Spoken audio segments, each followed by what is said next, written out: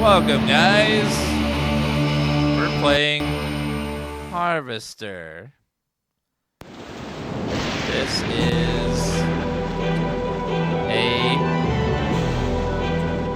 classic horror game that is very unique. It's hard to explain what this game is. You're just gonna have to see it for yourself. It's a masterpiece. Harvest, population 51.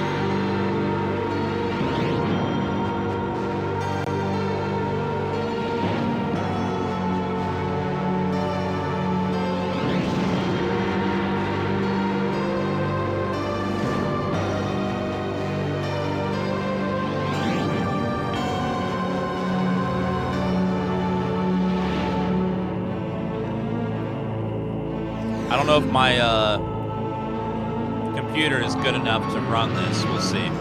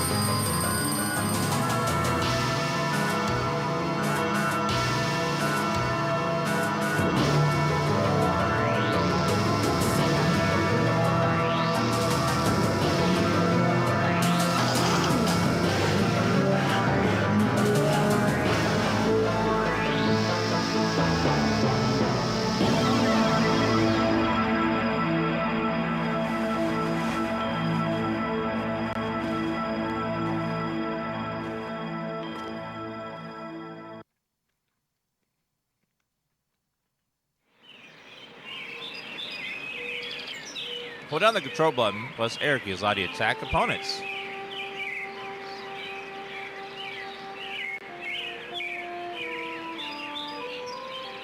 Look before you leap.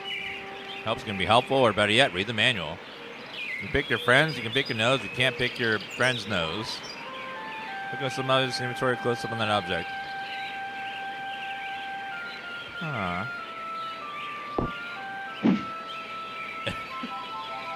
Okay, move. Yeah, this is if I remember correctly, a point-and-click adventure game.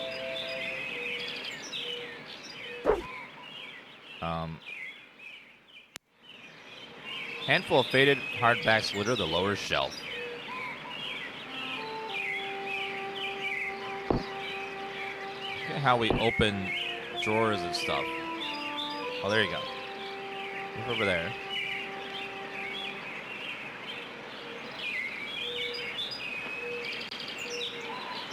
Handful of faded leather backs. Dresser drawer is unlocked. Open it. Chew marks visible on the end of this ballpoint pen. A 25-cent piece. We'll take that. Future is so bright. Exit. All right, let's go outside of our room here. Take the pen. Oh, yeah, we'll take the pen. So we got a pen and a quarter. Recently watered, past A recently watered plastic plant. Watered? Closet. 7 flannel shirts company with the matching blue jeans are hanging neatly in the closet. Exactly 7 in the same outfit. It's weird. Pair of plastic binoculars. Empty acne medicine. What's going on here? Who are you? What? Who are you? Leave me alone, Steve, or I'll tell Mom on you. Mom? Mom's in the kitchen, and if you bug me, I'll call her. Look, do you know me?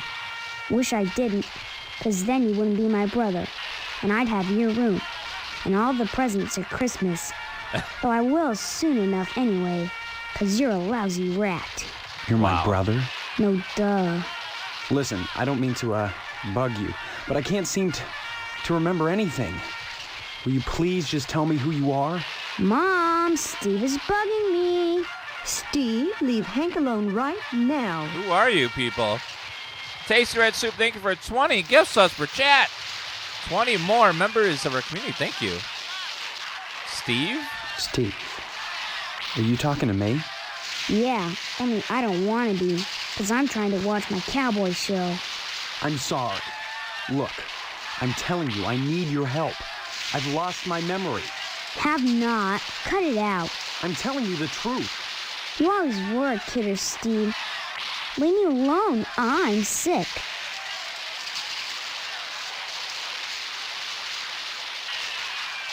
Have you noticed that your show is in black and white? What else? Color? On a TV? Well, I think I've seen a colored television before. Have not. Quit it or I'm gonna tell. Hey, look at that. Your mother lets you watch this stuff? Sure. This is part of history. What made America great. And besides, blood and guts are neato. What? You're right, that's really neat. I'm glad you're catching on, Steve. You're not too bad for a lousy rat. You're sick? What's wrong with you? I got a headache and a stomachache. Then why aren't you in bed? 'Cause I want to watch my cowboy show. You look all right to me. I'm not faking. I couldn't go to school because I'm sick. Daddy's sick in bed too. And Mom believes me anyway. So shut up. Your dad is asleep? He and Mom went at it last night pretty hard. Oh my God. He stayed in bed.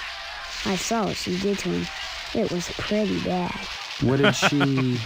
Like you don't know. I saw you and her on the couch last Wednesday night. What? Guess that's why she's grounded now. Huh. Too bad you wouldn't pay me and I had to tell. Huh. What are you What? talking about? What girl? What? Is there another one too? Wait till I tell. What girl? I don't know what girl you're talking about. All summer, it's been Stephanie this and Stephanie that. And now you don't remember? You think I'm dumb or something? No, I just can't remember anything, like I said. Well, you better remember quick, 'cause the wedding's in 2 weeks. What? Leave me alone so I can watch TV. I said I don't want to talk about her anymore. That's a weird-looking television. Come to think of it, this whole place looks totally retro. What do you mean retro? All TVs look alike. Sure, basically. But this is one old-fashioned clunker. Old-fashioned? It's brand new. Yeah, but look at the tube. Oh Where's the God. remote control? What's that? Now that I think about it, I can't remember. And what was that you said about retro rockets? No, retro. It means... Oh man, I know what I mean. That everything here is wrong. But I can't picture the difference. Then shut up and quit bugging me. I'm watching my cowboy show. Oh man. What about school? Okay, why not just tell me where I am? 'Cause that's a dumb question. And you're not fooling me with that magnesia stuff. Magnesia. Amnesia, you mean? All right, fine. But will you at least tell me what school you go to? The same school everyone in Harvest graduates from. One way or another. I don't understand. You're not supposed to. Yet. Wedding? Say what? But? Say what? What? Say what? Mom? Mom's in the kitchen, and if you bug me, I'll call her. Look, do you know me? Wish I didn't, because then you wouldn't be my brother. Oh. You're my brother. No, Listen, Mom! Lousy rat. why am I a rat? What did I do to you? You went and got all mushy on that girl, and now you're lighting out on me. Well, if that's the way you're gonna be, then you can drop dead. What do you mean I'm lighting out on you? First comes love, then comes marriage, then comes Steve in a baby carriage. What the hell are you talking about? Mom, Steve said hell. Young man, don't you dare use that kind of language in this house. How'd you like that? 'Cause you're lighting out on me to go off with that stupid girl. So tough it. I don't care anyway. Good. Finally. Bye. Let's go talk to our mom?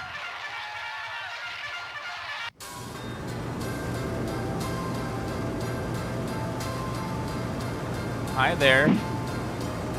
Well, Who are you? Oh, that's a fine way to talk to your mother. You're my mother? That's right. Though sometimes I get treated like the hired help around here. I don't remember you. Of course you don't. Until you need your socks washed. No, you don't understand. I can't remember where I am or even who I am. Land's sake, stop your joshing, won't you? Honestly, Steve, I thought you'd grow up a little after graduation. I only hope that new job will plant your feet on the ground. So that's my name. Steve. Your name will be M.U.D. Mud if you don't stop teasing me, young man. Listen, this may sound strange, but I've lost my memory. Do you believe me? Well, you always were a kidder, Steve. I'm serious. Sure, and next you'll be telling me you don't remember Hank and your little sister. wait, sister? When did I graduate? 4 months ago, as if you could forget that. What college? College? A high school diploma is all you need to get a job. And besides, you can't marry Stephanie if you're going to waste your time going to college. 18 years old and you're just now getting your first job. It's a disgrace, but better late than never. I guess we can thank Stephanie for that. Oh my god. Stephanie? Don't you dare toy with that sweet girl. If you start in on her with all this amnesia poop, she'll think her fiancé is having second thoughts about the wedding. Amnesia poop. Wedding? Look, all this talk about weddings is nuts. I'm not marrying anybody till I figure out what's going on here. First the heartbreak of psoriasis, and now this. 2 weeks before the wedding and you're backing out. Whatever will the neighbors think? I can't marry someone I don't even know. Fine, have it your way, but leave me out of it. If you're going to break Stephanie's heart, you march right next door and do it yourself. And don't expect me to write you a note. My fiance? Fiance? This is insane. Oh, you're not having second thoughts about marrying Stephanie? Is that what this silliness is all about? Pre-wedding jitters? Can something like that produce amnesia? Stop this foolishness right now and count your blessings. Stephanie is great at cooking and cleaning. Wow. Grogan, thank you for that resub. Cooking and cleaning? What's cooking and cleaning got to do with anything? Honestly, boys are so dense. What else is there for a wife but cooking and cleaning? Oh! You may not appreciate a hot meal on a clean plate when it's there, but if it wasn't, we'd hear about it soon enough, I'll bet. Jeez. You're saying that's all there is to marriage? Cooking and cleaning? Well, you'll have to ask your father about that, but I'm sure Stephanie will do her duty when the time comes. Wait, what? Duty? Bless your innocence, but there are certain disgusting truths that go along with marriage. Facts that can't be disguised by sheets which wrap around the contours of flexing go-go's and bouncing legs. You can't know what I'm talking about, and that's best. When the time comes to make a baby with Stephanie, you'll have to make your peace with the fact that when a farmer plants his seed, he can't help but get some nasty dirt on his hoe.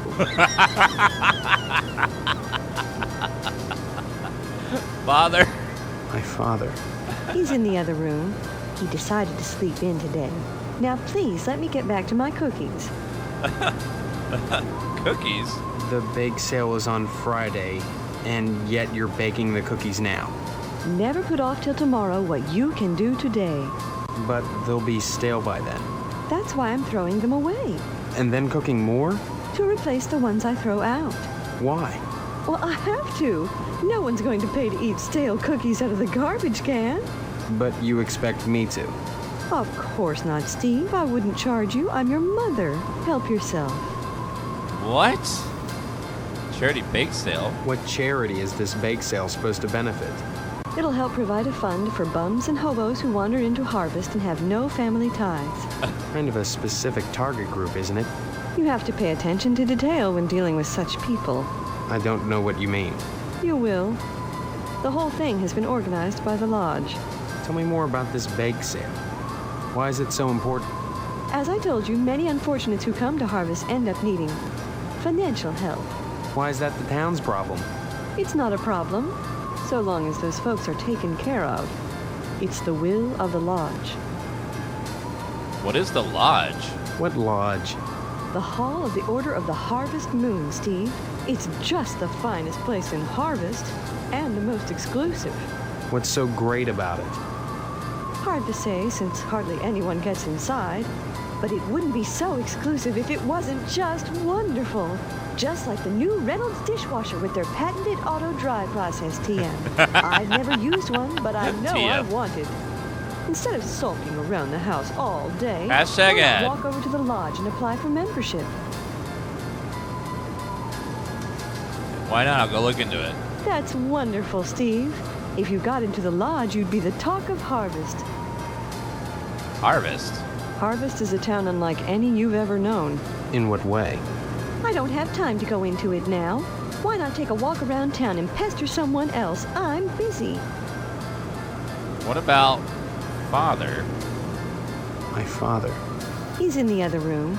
He decided to sleep in today. Now, please, let me get back to my cookies. What about my sister? Sister? Shh, you'll wake her. I just put her down to sleep. If she wakes up, she'll just want to eat again. Darn it, I'm busy, and if you think I'm going to play along with this nonsense, you're crazier than Sparky down at the firehouse. Fine. Maybe I am crazy. I can't rule that out. Why can't you just help me a little? Is that too much to ask? Now you've done it. Are you happy? Poor baby. There. Did your brother scare you? Let me see. Oh, God. Darn that WASP woman. She's a monster. That's what she is.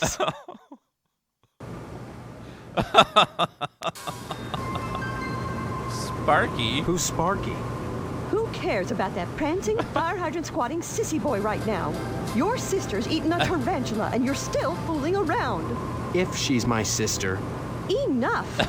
Go bother Hank or Stephanie, why don't you? I'm trying to bake cookies. Oh, my God. Hank? Hank. That kid over by the television? Your little brother is homesick from school today, and I won't have you scaring him with this amnesia poop. Is he really sick? Look at the show he's watching. Wouldn't you say he's sick? I'd make him stop, but oh, I'm so busy baking cookies for the Harvest PTA Charity Bake Sale. Jeez. It's on Friday, you know. I hope you're still planning on going. I don't know. I need to think. Honestly, skipping out of a charity affair. What's gotten into you? I don't know, damn it. That's what I'm telling you. Don't you dare use that language around me. You're lucky your father didn't hear you. Or Stephanie, for that matter. How do you think she'd feel knowing her fiancé was a guttermouth? Oh, my God. I'm sorry for such language. What about that WASP woman? WASP Woman? Tetsuya Crumb is going to hear about this. I want you to go to her house right now and give her a piece of my mind. I don't know where she lives. Honestly, you can't miss a house covered with paper nests. Steve, you tell her to mind her own beeswax, or by golly, I'll take it up with the PTA. Or the lodge. The PTA? What's the PTA got to do with anything? Show some respect, Steve. The PTA has a lot of clout in Harvest. We run the charity bake sale, the annual blood drive, and by gosh, we even have ties to the lodge. The annual blood drive? Annual blood drive, huh? If you knew how much blood we get, you'd be more impressed. Donations are mandatory, Steve. If you're still here come Sunday, you'll be expected to give. Uh-oh. Until it hurts, I suppose. Until it hurts. Even Hank will have to donate. Of course, lodge members are exempt. Remember that. Hey, really? Either way, no one's sticking me with a needle. We don't use needles. What? Needles? Stop speaking nonsense, dear. How about F-U-C-K? What a thing to say to your mother.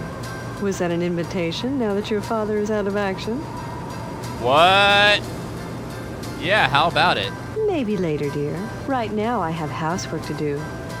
Though you can watch if you want. Don't forget to put the papers out for Jimmy. You know how he gets. Jimmy? I told you I'm busy, Steve. Why don't you talk to Hank, or go next door and visit Stephanie, or go get an early start on your new job? What the hell? Who is Jimmy? Stop speaking nonsense, dear. Paper? Stop speaking nonsense, dear. What's my job? That's right, a job. Your father has everything set up at the meat plant. After your honeymoon with Stephanie, you'll start out as a butcher in the slaughterhouse just like anybody else. Don't expect any favors just because you're the boss's son. Slaughterhouse? Work at a slaughterhouse? My memory may be shaky, but I do know I don't want to spend my life as a butcher. You'll get used to it, Steve. Sooner or later, you'll have to. That sounds like a threat. Just a fact. Harvest is a small town, and if you want to be with Stephanie, you'll have to get your hands dirty. Jobs are scarce, so it's either work for your father or join the lodge if you can. That is sus. Very Don't forget to sus. put the papers out for Jimmy. You know how he gets. I put the papers out for Jimmy? Pendulum-driven cuckoo clock with the cuckoo oddly absent.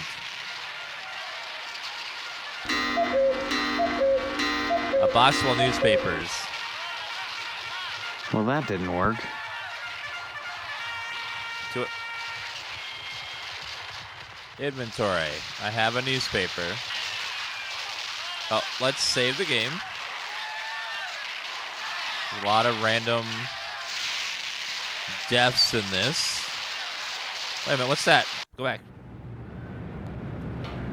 There's something behind there. What is that? Find bone china gleams from the mahogany shelves. Go from behind the cabinet.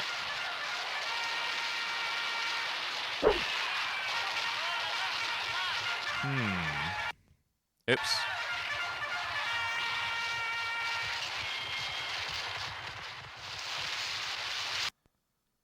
Oops.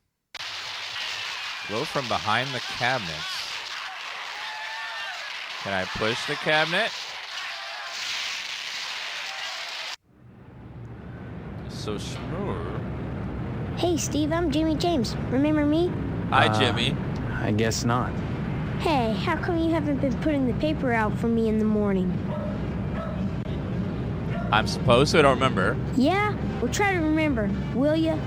How'd you expect a working Joe to make an honest living? You don't put the paper out, I'm out of a job. So what? You don't get paid for picking up papers anyway.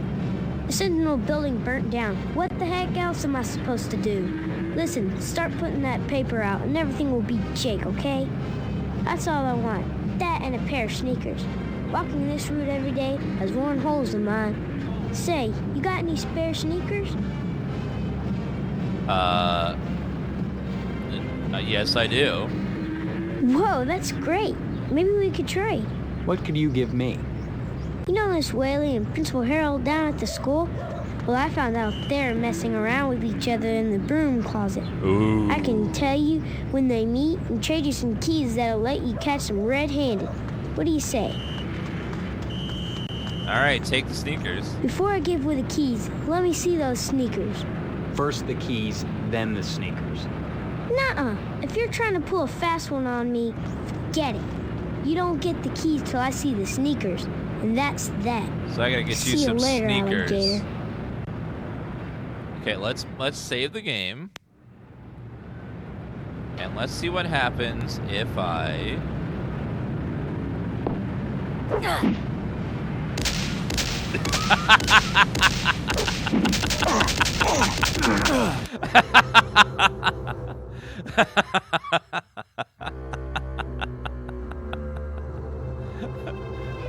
He's packing some heat, jeez.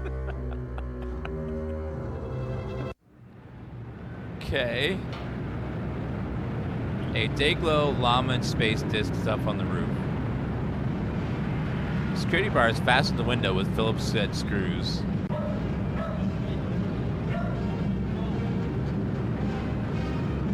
Army surplus air conditioner. Oh, that's right. Let's give him the paper. He wants a... Oh, he's not there anymore. Uh-oh. Let's go to the general store. Handyman. Tape and broken glass, obviously professional break-in. Harvest Bake Sale is Friday in the school gym.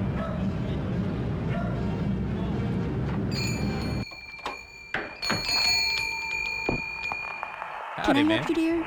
Who are you? This is Phelps General Store, so who would that make me? Maybe you need to go back to Gein Memorial and have Miss Whaley teach you about logic. I'm fuzzy on a lot of things these days. My memory's gone. Shaw, you always were a kidder, Steve. Always wear I'm a kidder, serious, I Steve. need some help. Well, they say a sharp blow to the head is a good thing for amnesia, in which case I'd recommend Miss Whaley again. Then again, they say a good scare can jog the memory, in which case I'd advise you to visit the Sergeant at Arms over at the lodge. That man gives me the willies. Speaking of willies, how's your father? Don't know. Haven't seen him. Care to buy anything today? Yes, please. Just point to whatever you want. I'm a little hard of hearing. The shelf contains a variety of odd items for sale.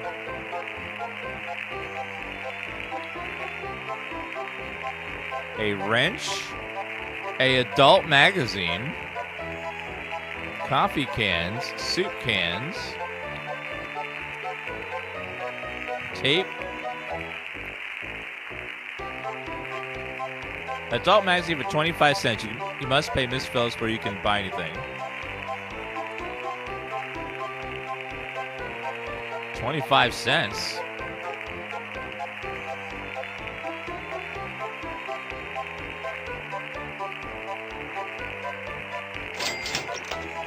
The only thing that a quarter will buy you is an adult magazine. A girly magazine? Why, Steve, I'm surprised at you. I'd expect that sort of thing from Deputy Loomis, but never from you. He's always coming in here oogling the girly magazines behind my counter. Darned if I'd sell him one, though. I know his wife, for heaven's sakes. Well, will you sell me one? I certainly will, Steve. That kind of interest is healthy for a young fellow. Stares him away from being a fireman. A shoddy old TV missing the VHF knob.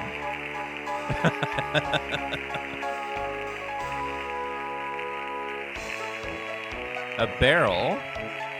Smells like pickles. Water cooler. Empty meat box. Projector with Gein Memorial stenciled on it. Hello, Steve. Care to buy anything today?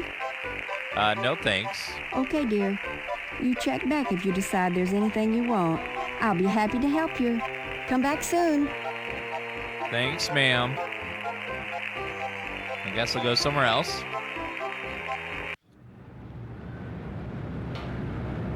Let's head to the missile base. What in the hell? Halt! Who goes there? They tell me my name is Steve. All right. That makes two of us. So you're the amnesiac, huh? Just another draft-dodging ploy the way I see it. But at least you're not an alien. You see their ships every now and then. Sometimes swell bags one in the woods. Who are you? Colonel Buster Monroe, commander of the Harvest Nuclear Missile Installation. What? Keeping America safe from those who would dye our flag red, white, and pink. These are nuclear missiles? Goddamn right they are. Every one of them ready to rain death on the Ruskies. All I gotta do is hit the button and blammo! The price of vodka goes through the roof. Along with the vodka. Well, I suppose you have, you know, safeguards against accidents? Safeguards? Don't be such a weak sister. There are no safeguards. This is the 50s. 50s? Then you have sole control of the, missiles. That's right. Been in charge here since WW2, when I got my lower torso shot off in the war. Those pantywaists in Washington wanted to stick me behind a desk. To hell with that. They owed me. I left my legs in Dusseldorf. They owed me. Of course, they felt that after the trauma of having to crawl from Germany Thank you for the to bits, England, Lisa trailing Marie. my intestines behind me, I was too emotionally unstable to continue in the military. That's why they gave me this nice cushy job and put me in charge of the nuclear missiles. Goodbye. Remember, duck and cover. I need to save before talking to this guy. Nuclear missiles. Okay. Halt! Who goes there? It's just me. It's Steve. What do you want? Did the llamas send you? Yes, of course they did. I knew it. They won't leave me alone. Them and the kookaburras. 9! 9! Oh, God. What the fuck?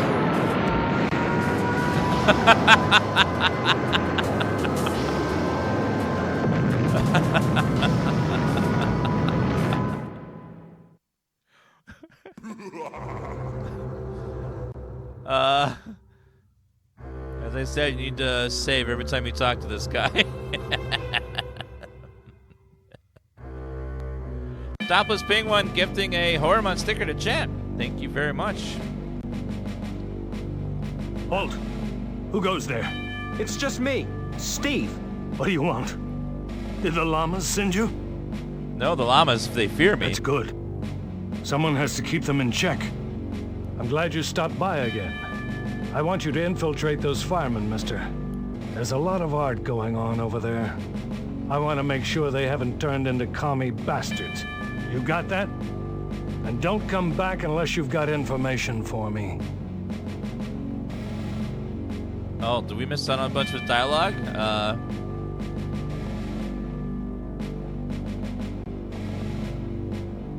Let's load.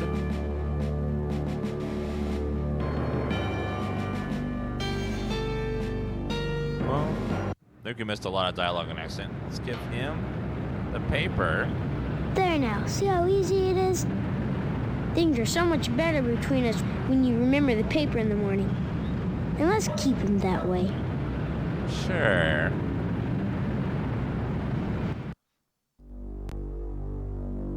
General store again.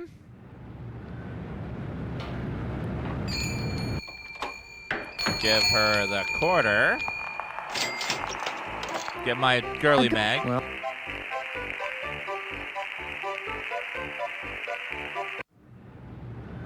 Okay, now we save. Nuclear missiles. How do you gift items, not subs? You go to our store at DansGaming.store, and when you check out an item, you pay for it, and then the bot will do a giveaway in chat. Missile base again. Should we save here? It's closer.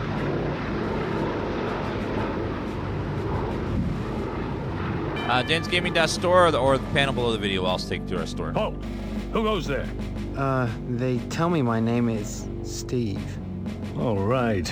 This is Section 21. Keep your distance, son. I wouldn't want to have to blow your head off. That makes two of us. So you're the amnesiac, huh? Who are you? Colonel Busterman. These are... Goddamn right they... Well, Safeguard. Then... That's right. When I got my... Did this part already. Those penny waste... That's why they... The button. Why are you asking about the button, son? I'm just a little nervous about it. I mean, suppose an accident happens. Don't get your panties in a bunch, mister. The button is perfectly safe. I keep it on my person all the time. Right there. No commie bastard is getting his mitts on this button. No siree, Bob. No one initiates a nuclear holocaust in Harvest except me. Now, doesn't that make you feel better? Makes you feel so much better.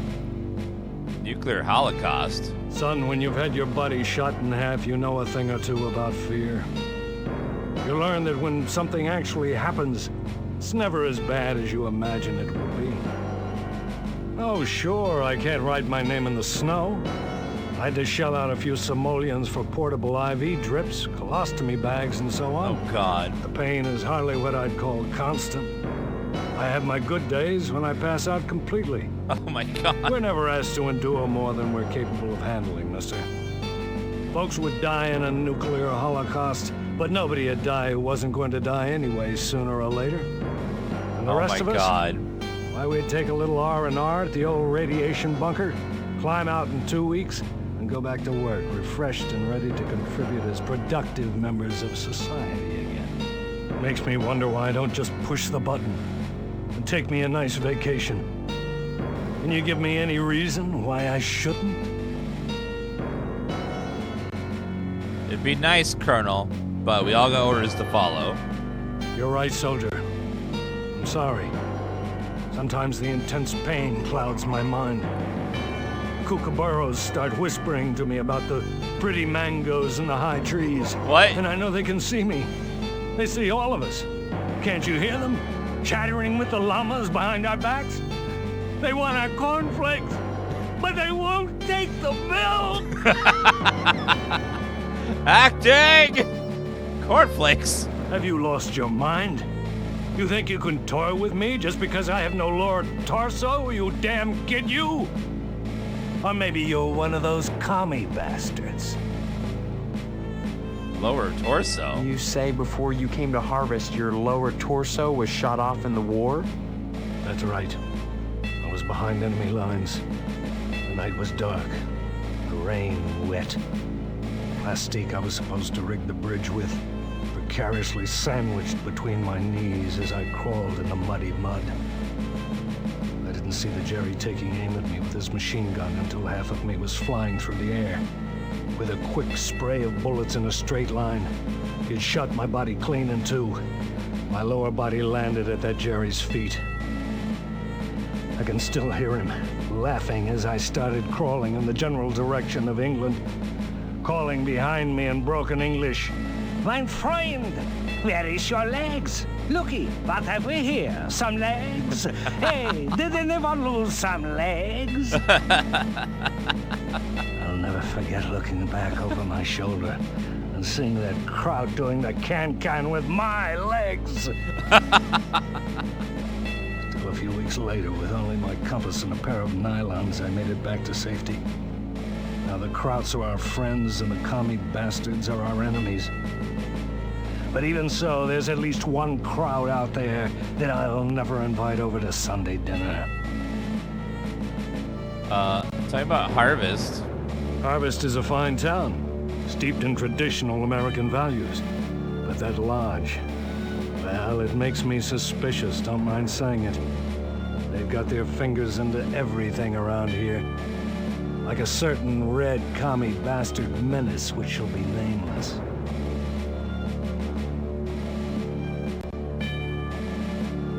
Then I'll be sure to stay away from the lodge. You read me wrong, mister.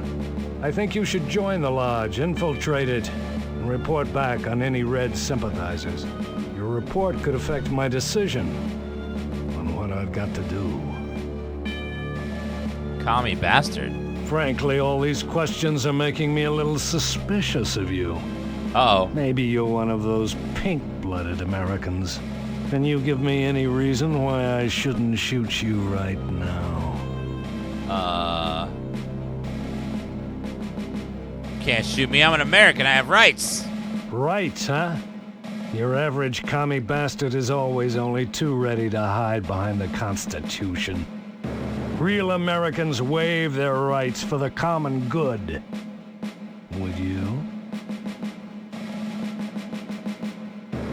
Sure I would, for this great country of ours. You talk a good game, mister. But so does your average commie bastard. The Kremlin teaches its agents to talk their way out of a scrape. What do you think about that, son? I don't think much about stuff like that, Colonel. Glad to hear it, son. You had me going there for a minute, asking all those questions about this base. Came this close to getting blown away. As it is, maybe you ought to get out of here before I change my mind. Go visit those Ponzi firemen. But whatever you do, stay away from that damn lodge. That's the most suspicious place in Harvest, if you ask me. Firemen? I wanted to get back into the thick of the action and out of this desk job, but those firemen are a damn peculiar bunch of ladies. I thought they'd object to my lack of a lower body, but they wouldn't let me join the fire department because they said I couldn't draw naked men. Can't draw naked men? Who the hell wants to? I could draw one if I was a sick commie pervert. Look, I did this last night. What do you think?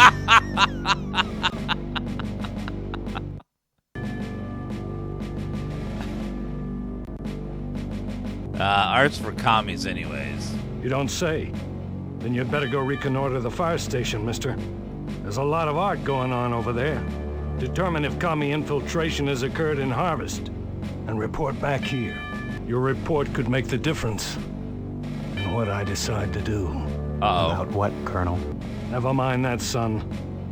It's easier if you don't know. Oh, no.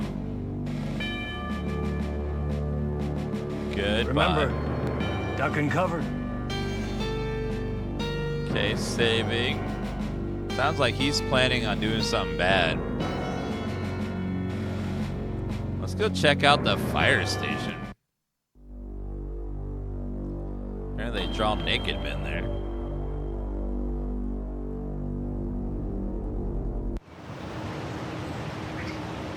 Please excuse the mess. They've done wonders with the upstairs bedroom, but this garage defies color coordination. Is the fire truck pink? Fire truck a lovely shade of pink.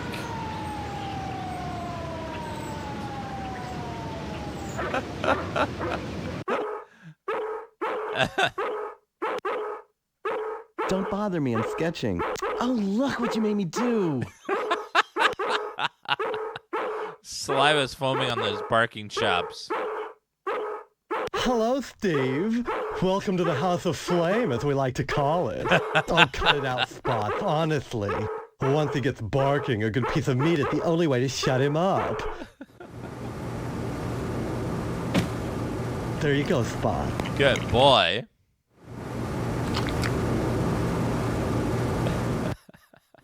So, Steve, bet you don't remember me.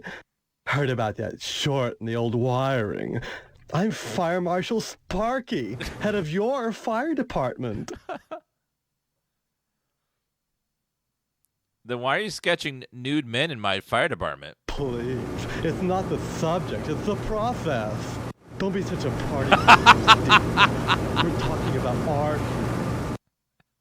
Besides, we haven't had a fire in Harvest since the newspaper building burned down. Though I'll admit that the WASP Woman's place is one big accident waiting to happen. Isn't that right, Spots?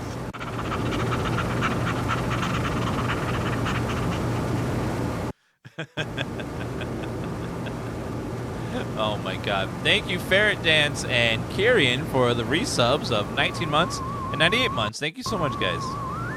Enjoy the Horror Month emotes. Art? Art enriches the community, Steve. No less than a pulsing fire hose or a fireman beating down a blazing door. So what if we're drawing a nude man? So what if all we ever draw is a nude man, or the same nude man over and over in all sorts of provocative positions? Context, not content. Process, not subject. Don't be so ghosty, it's beneath you. Newspaper fire? A dreadful affair. You wouldn't think that a brick and steel building with a sprinkler system could go up that quickly.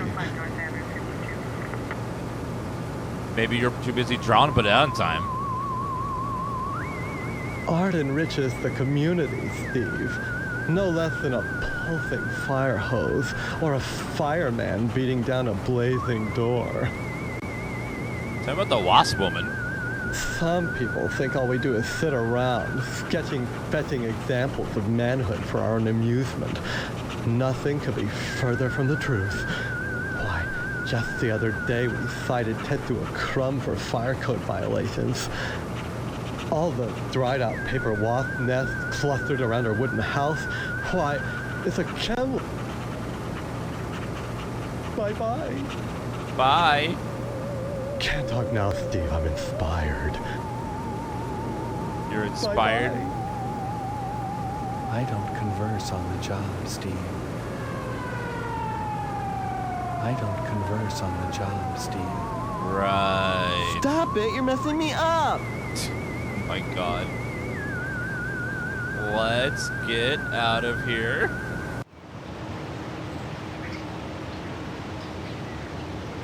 Fire truck, lovely shade of pink. Alright, let's save. In case we have an instant death again. Firehouse.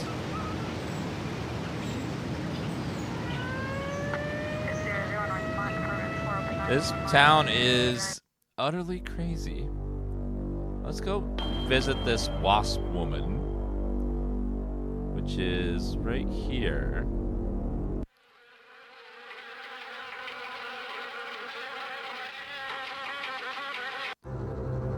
Oh, hello. It's not often that I get visitors.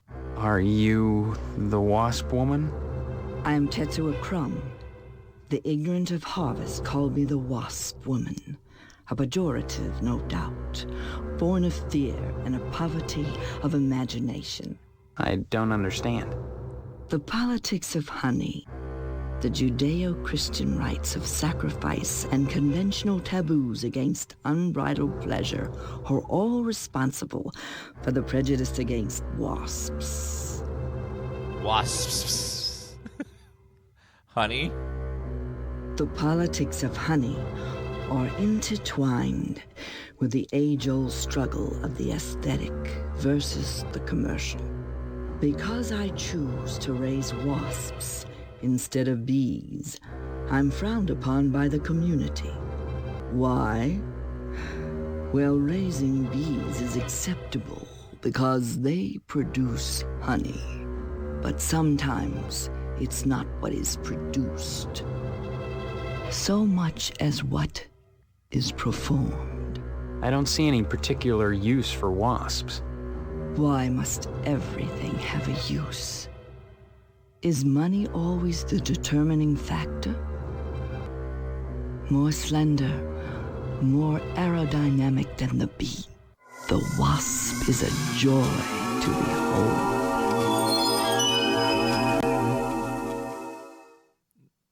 beautiful and juicy.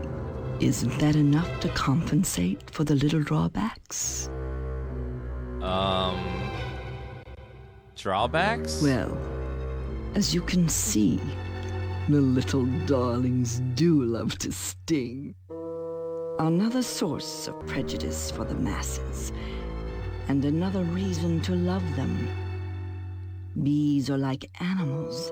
They sting only for a reason, for sacrifice.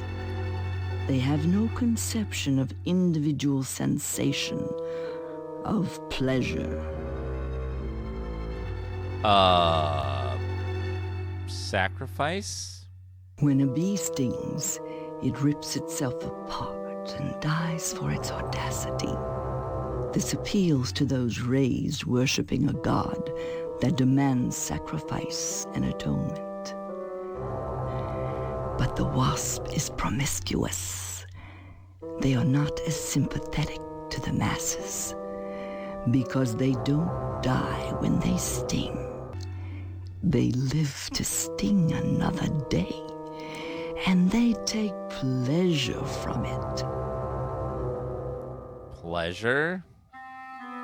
Yes, a great deal of pleasure. The wasp is a sensual being, not a laborer, hedonistic instead of industrial. Some think them quick to anger. In truth, they are easily swayed to ecstasy. They penetrate your flesh, and the muscular contractions in their thorax as they pump venom could be likened to the muscular contractions of ejaculation. Each painful welt, an act of love. Wasps? Regard the wasp. Wasps produce nothing for others, but only for themselves. Wasps build nests and more wasps, nothing more. They spread into eaves and attics, not to make honey for supermarkets, but to buzz and rustle on their own paper, perpetuating their own agenda, growing stealthily, surely, the most relentless of insects. Right.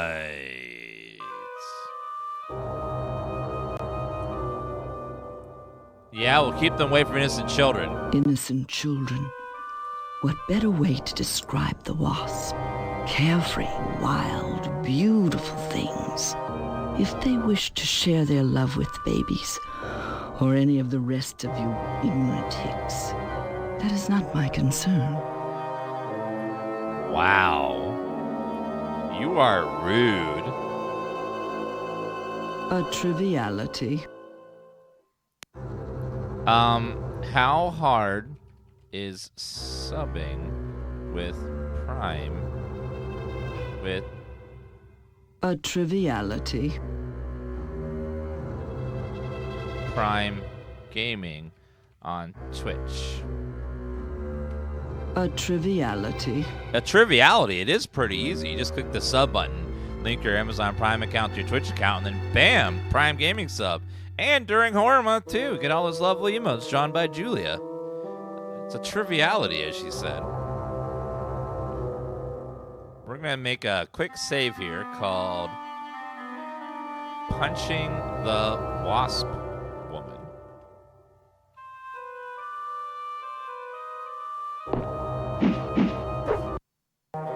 Wait, no, hold on. I clicked too quick. It's like a delay when you do it.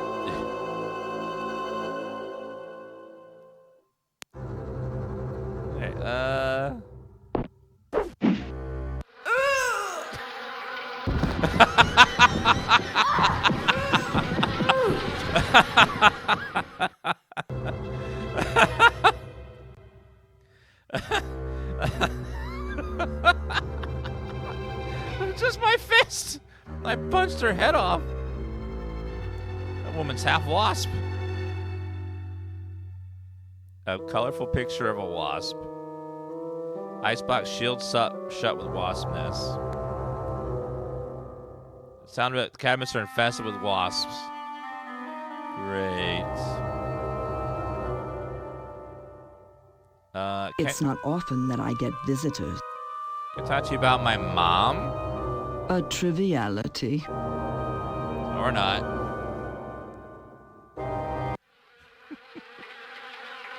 Old car's perfect nesting ground for wasps. Okay, making a receipt. Does anyone have a giant can of Raid?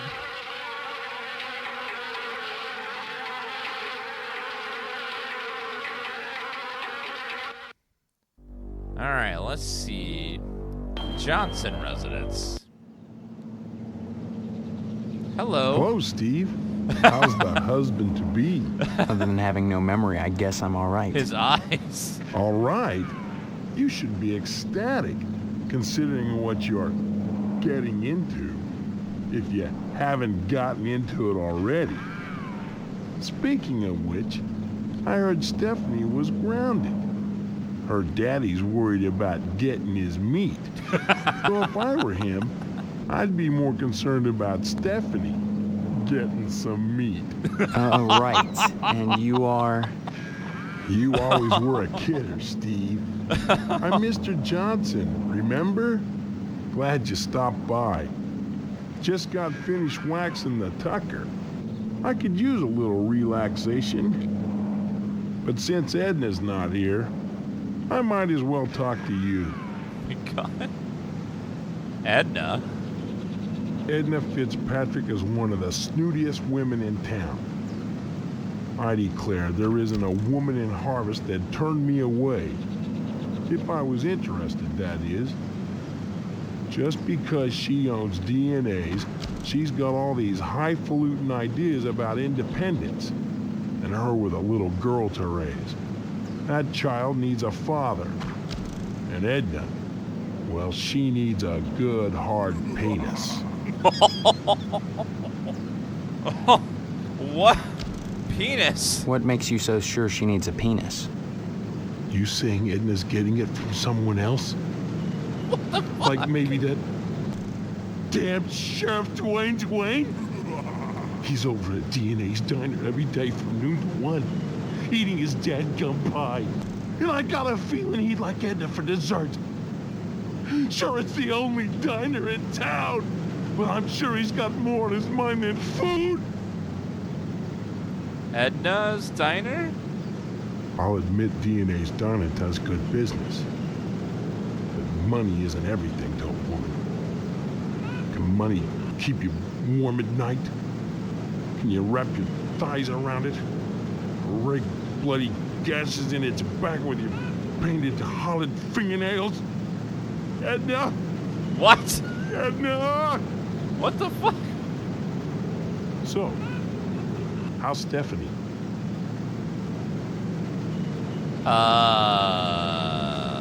Tell me about the Tucker. Heck of an automobile, isn't she? Damn shame I have to sit out here and watch over her all the time.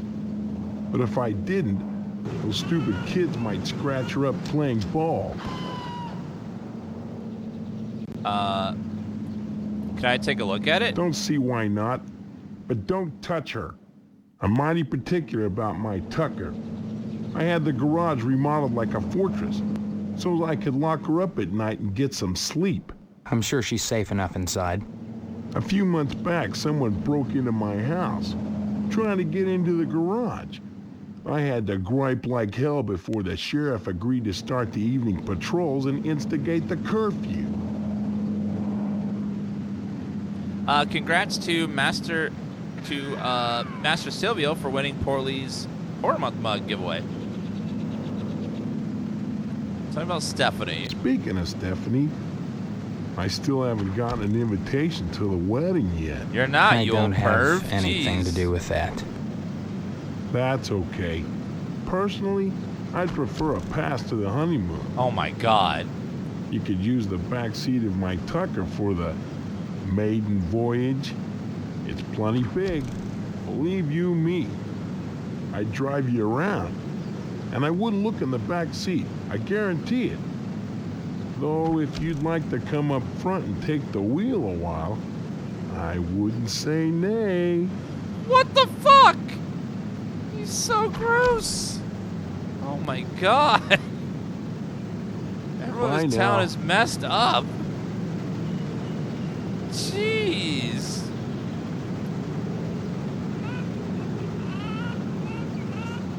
Man, it is gross. Nasty. Alright,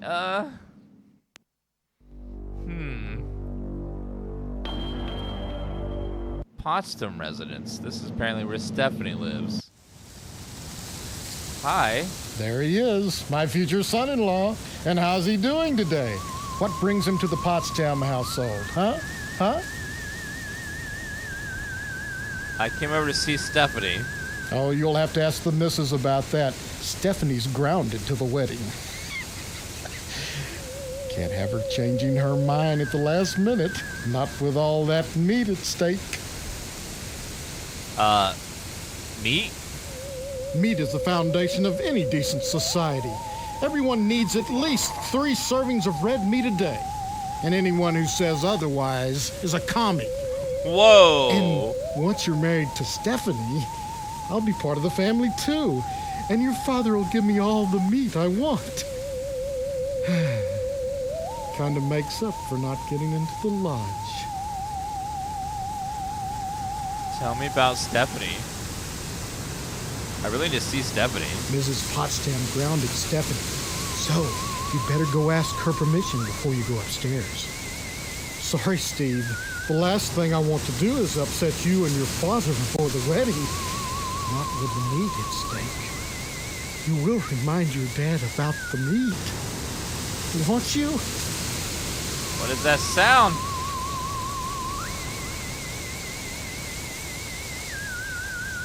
Options.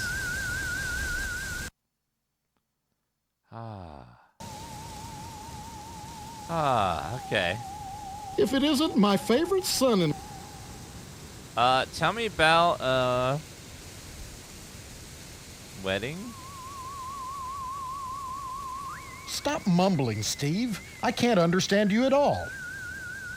How about some meat? Meat is the foundation. Lodge. Why are you so anxious to get into the lodge? There's wonders inside.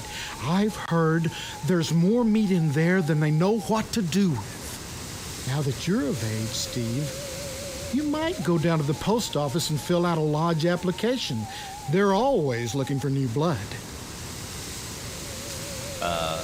Marriage? Tell me about this wedding. Well, it looks like we're going to have to hold the wedding down at the funeral parlor, since I'm not a member of the lodge. Funeral parlor? Mr. Moynihan has given his okay, and your father is going to cater the affair with plenty of meat.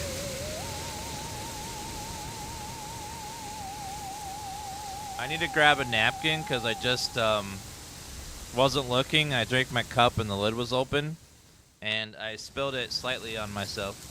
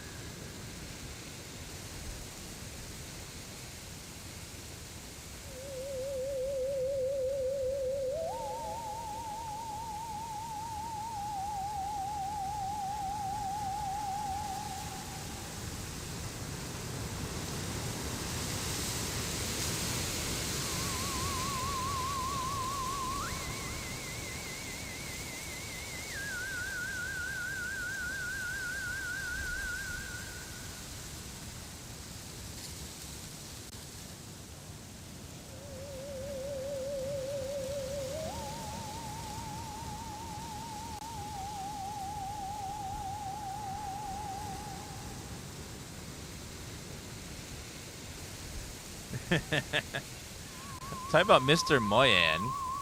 Moynihan is the undertaker. He also runs the Wayward Hotel. Since he's providing the space for the wedding, you might stop by and say hello to him just to be sociable. But Sure. whatever you do, be sure to say hi to your father for me. Will you do that? Tell him hi and remind him of the meat. Something tells me that you really like meat. Father? I haven't seen my father. He's locked in a room. He's not going to die, is he? What? Like I said, I don't know. That woman, Mom, tends to him herself. Well, next time you see him, be sure to tell him that I said hello. And tell him that I'm praying for his speedy recovery. And also, would you remind him about the meat? Especially about the meat. Yeah, fine. If I see him. You should be more concerned. If he dies, then who's going to take over the slaughterhouse? Who's going to tend to the meat? I guess as his son, you'd take over. Right? Sure. I can't imagine a better job than working in a slaughterhouse. I know, isn't it great? I think working in a slaughterhouse might be cool. Sure, it'd be just dandy. And you can't argue with success. Everyone in Harvest gets their meat from your dad. What a grand business to go into. Oh, sure. Cutting animals open may not be much fun. Reaching into their bodies and yanking out the bloody guts, intestines dangling and slapping against you. The smell of death and shit in your nostrils all the time. Well, those are all definite cons. But once you're done, the guts have been washed into the gutters. What are you left with? Meat. Rows and rows of scrumptious red meat. Meat. Chat, type Dan Drool if you want some meat. I want some damn meat. Oh, yeah. Hello, Steve. Wait a minute. Have you flossed today? You look just like my mom, except for the hair. Honestly, you men can insult a woman without even knowing you've done it. What a horrible thing to say. You're both standing around baking cookies. Same kind of dress. Same pearls. So bizarre. There's nothing bizarre about baking cookies. The Harvest Charity Bake Sale is Friday, you know, and by gosh, Mrs. Marvin Potston Jr. can be counted on to do her share. Pearls? Just because I'm doing housework doesn't mean I have to be a drudge. It's a wife's duty to look good for her husband at all times. Wow. What's wrong with wearing pearls, for heaven's sake? Nothing, but you look like June Cleaver. Some kind of sitcom mom. Sitcom? Geez, you know, a situation comedy. The weird part is, I can't remember how I know that. I'm much too busy with housework to watch TV. Maybe Mr. Potsdam would know about sitcoms. Stephanie doesn't watch TV, though. She's grounded. Grounded? Mr. Potsdam feels there's too much at stake to allow Stephanie to run around loose. She doesn't want to get married either, huh? Are you saying you don't want to marry my daughter?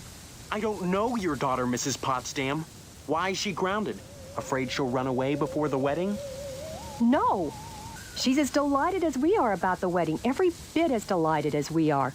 But she might get hit by a car or a falling piano or who knows what. Fallen piano? Mr. Potsdam wants us all to be one happy family, and he doesn't want to risk anything happening at the last minute. Can I see Stephanie? I don't see any reason why not. Mr. Potsdam? You mustn't be too hard on Mr. Potsdam, Steve.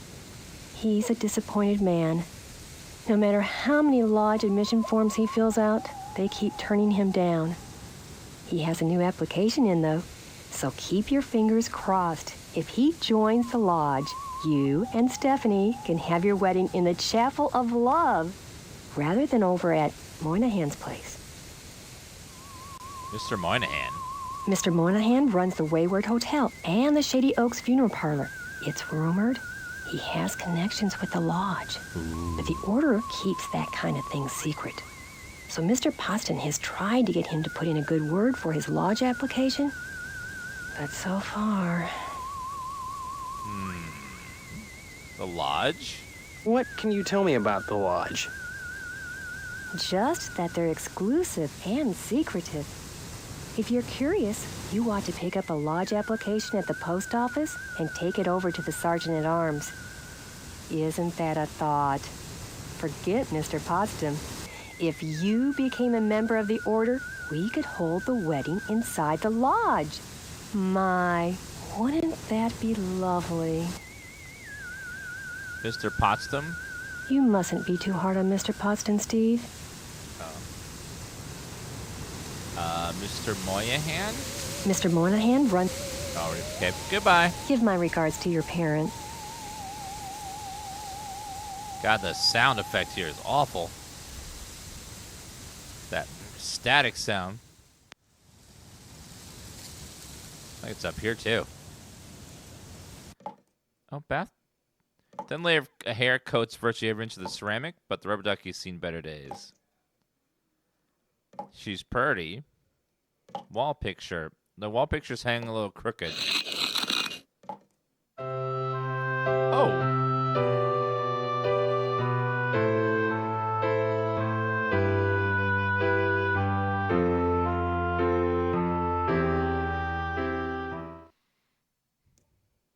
Why is there a peephole there?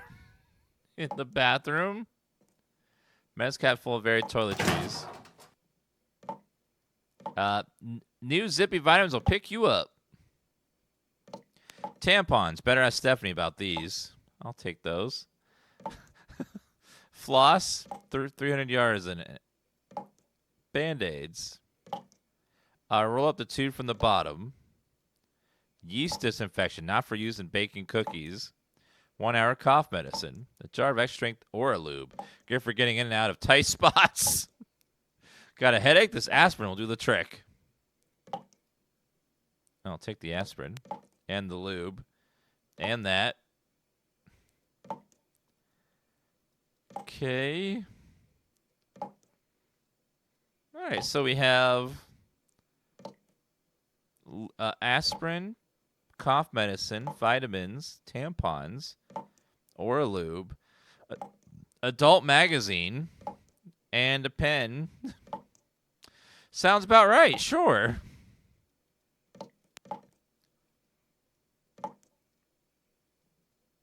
Wait, can we use the toilet?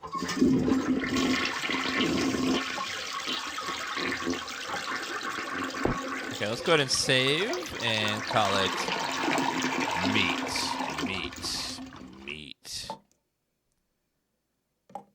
Can I use the tampons in the toilet? Well, that didn't work. No. Well, that didn't work. Nope. Fine. Watch tissues. Fill this trash can. Some of them stuck to the sides. Oh, no.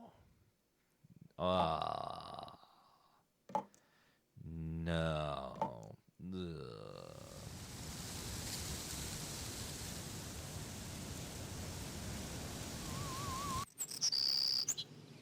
Hello there. Who are you? What are you doing in my room? Haven't you heard? We're getting married. So, you're the one. Steve, isn't it? You mean you don't know me? I mean, I don't know anyone. I don't remember anything. How many times do I have to say it? Just one, Stephanie, because I can't remember a damn thing either. Really? Oh God, I thought it was just me. You're not alone. Can you tell me what's going on here? Those people downstairs have locked me in my room. They say I'm grounded until the wedding. Those people? They claim to be my parents. I can't dispute it because I can't remember for sure one way or the other, but it doesn't feel right. I know what you mean. I don't belong here. No one will believe that I've got amnesia. I believe you. Maybe some of these people believe you too. Maybe they're playing dumb. Why? Maybe they're responsible. Either way, something really weird is going on here. I've got to escape, and so do you. Because in a way, whether you know it or not, I think we're both grounded.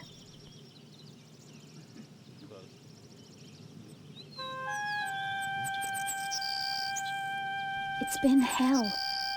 They treat me well, but they won't let me leave this room. Not even to go out in the yard. Not until the wedding. They won't tell you why? Each one blames the other for grounding me. They make up different excuses. Different things I did, none of which I remember. So I sit up here, watch the world outside my window, and listen to the noises in the house. What do you think I should do next? I don't know.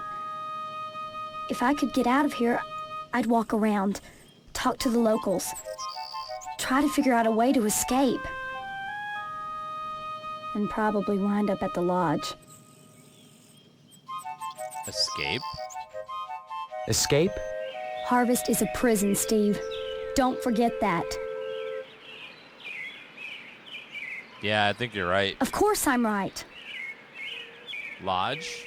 Everything in Harvest seems to revolve around this damned lodge, this Order of the Harvest Moon. They're responsible for this insane bake sale that's coming, and for the Harvest Blood Drive, too. When people talk about the lodge, it's always in this hushed, reverent tone. Mom keeps telling me that women can't join, but she keeps pressuring me to get you to join. She's not the only one who wants me to sign on with the lodge. That's probably the worst thing you could do. You think the lodge is some kind of trap? I think all of Harvest is a trap. If that's true, maybe joining the lodge is the way out. Look, why not explore the town a little? I can't get out of here, but if I could, that's what I'd do.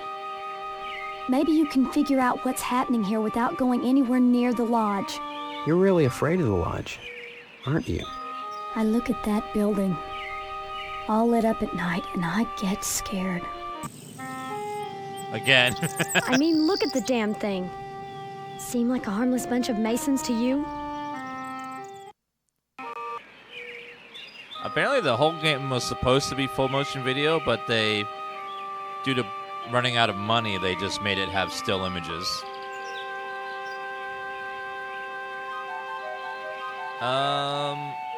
Amnesia. Maybe my amnesia isn't total after all. You're familiar to me. Like we've met before. In another life.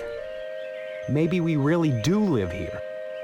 Maybe we were together, and the same thing happened to both of us. An accident. Something. Neither of us has bumps on our heads, if that's what you're getting at. Have you been able to remember anything else? I mean, anything at all? Well, I have had these recurring dreams. Just fragments, really. Strange, abstract images. Liquid, chrome. Probably just a dream.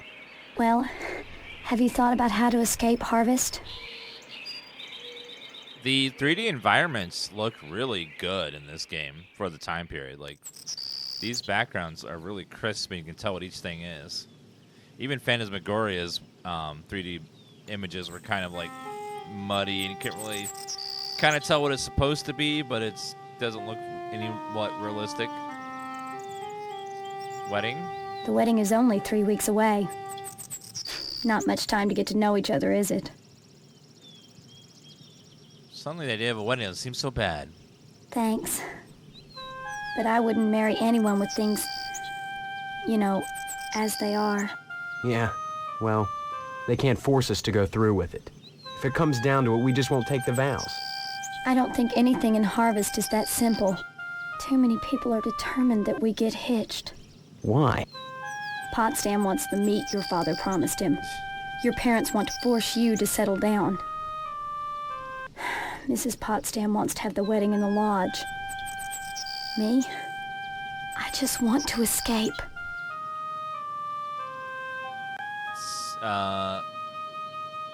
Mrs. Potsdam? You're not making sense.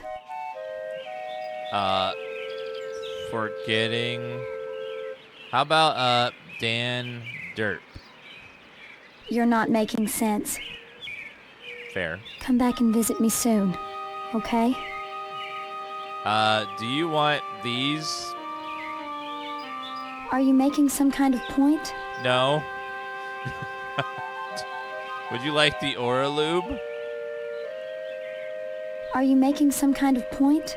No. Do you want the girly magazine? Are you making some kind of point? No. No. She has nice taste. Nice taste. Furniture. Okay. Let's go in here. Door won't budge. Let's go. Let's save again. Meet.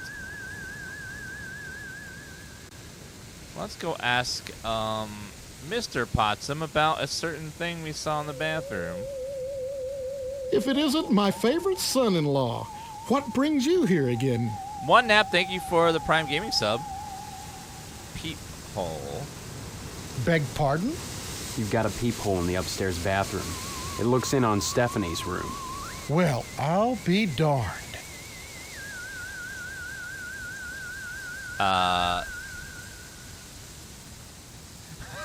Obviously, Miss Potsam is a lesbian. Mrs. Potsdam's never been to Lebanon in her life.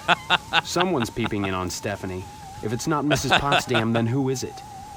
Seems that Mrs. Potsdam has a little problem. I'll handle it myself. Thanks for calling this to my attention, Steve. Then you won't mind if I tell Stephanie about it. Now, there's no need to scare Stephanie with this business. I guess not. So long as you patch that hole. Well, I guess I could hang that picture somewhere else. I thought you had no idea where it was.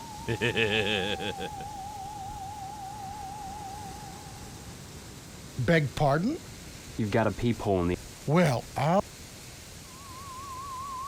Looks like the house's previous owner was a pervert. Yes, that's it. That's got to be it. Then you won't mind if I tell Stephanie about it. Now... I guess... Well... I thought... People. Beg pardon? You've got a... Well... You've been spying on your daughter, haven't you? How dare you? I'm no peeping Tom. I had no idea that was there. Then you won't mind if I tell Stephanie about it. Now... I guess not. Well... I thought... Okay, same things.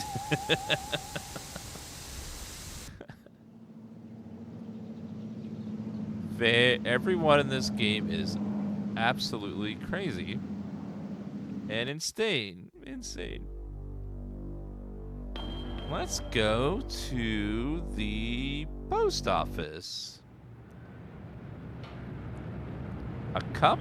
Crushed cup with a smudge of lipstick on it.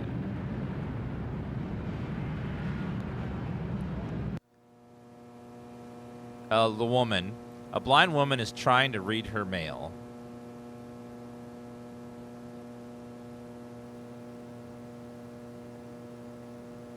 Yes? I need some help. Mr. Postmaster Boyle, what can I do for you today? I'd like a lodge application. Sorry, youngster, we're out of applications right now. Come on, you must have one around here somewhere. Well, I do have the master, but you can't write on that. And I only make copies once a month, on the button, regular as clockwork. Once a month? Come on, it won't kill you to make a lousy copy. It's not the effort, son. It's the principle. We must adhere to our standards. They're all that stand between civilization and chaos. I'm sorry, you'll just have to come back in a month, same as anyone else. And even then, I can't guarantee you'll get an application. The line is always long, and there are never enough to go around. It's very important that I get in quickly. That's what they all say. Postmaster Boyle, I'll just die if I don't get into the lodge. I can't make an exception, young man. It just wouldn't be right. What? Sour Punch Kid and Brosman, thank you for those resubs, guys. Next time you post, don't and forget White the Delta, zip code. thank you for the resubs. Enjoy the horror month emotes. Mailboxes seem hardly used. Blind woman is trying to read her mail.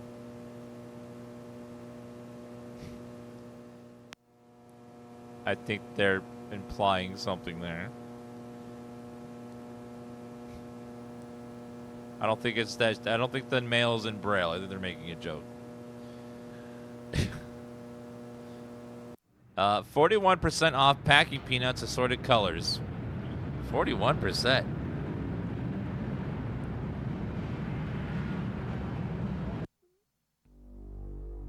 Let's see. Barbershop. Pastorelli's Barbershop. Oh god, I remember aluminum siding. Hi there. Mr. Pastorelli doesn't respond, not understanding English. Oh, Mr. Swell. Howdy, Steve. Yeah. Howdy back, Mr. Pete Swell, Steve. Don't you pull my old leg now. Change your mind about that aluminum siding? What are you talking about? What? I really think you should talk your father into buying some. He can afford it. And I can't stress enough the value of some really fine aluminum siding. Keeps it warm in the summer, cool in the winter, and it keeps out the sheep. Pastorelli ought to look into some, but I can't get him to understand a word I say. Keeps it warm in the summer and cool in the winter. Steve, aluminum siding can't get a fair shake no more. Started when those firemen came to harvest, filling people's heads with newfangled notions like color coordination and interior design. You can paint aluminum, you know, if you want to. But even so, I can't seem to move it anymore. Not even to a rube like Pastorelli. Thank God for the plumbing. Plumbing?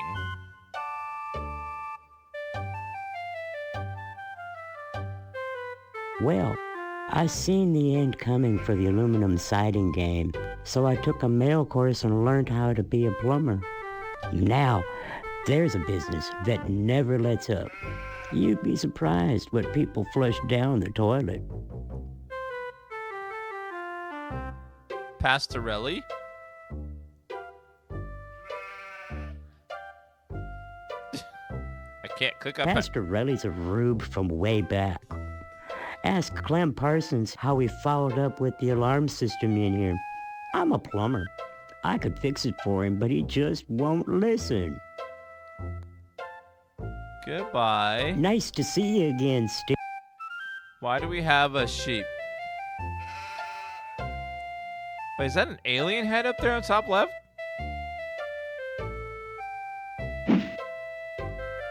Unfortunate extraterrestrial who generate hundreds of light years to be wind up mounted on a barber's wall. Surprised that it had more often.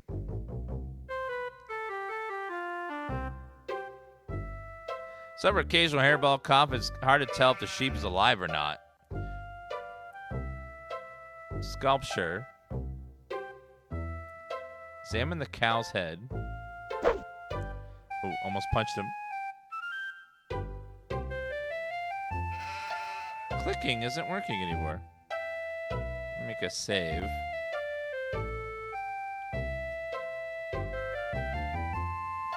Try reloading, see if that fixes it.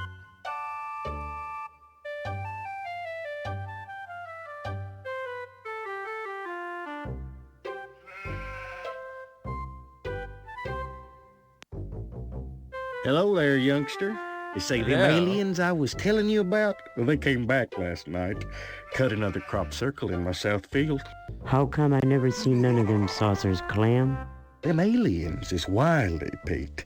You don't cross the intergalactic void without learning a trick or two. You know what Pastorelli did? Yesterday, he gets an alarm system to protect his pole. Only he don't know how to rig it, so now it's all awry. A pole? Why, that barber's pole of his is his pride and joy. Brought it all the way over from Italy, wrapped all special-like.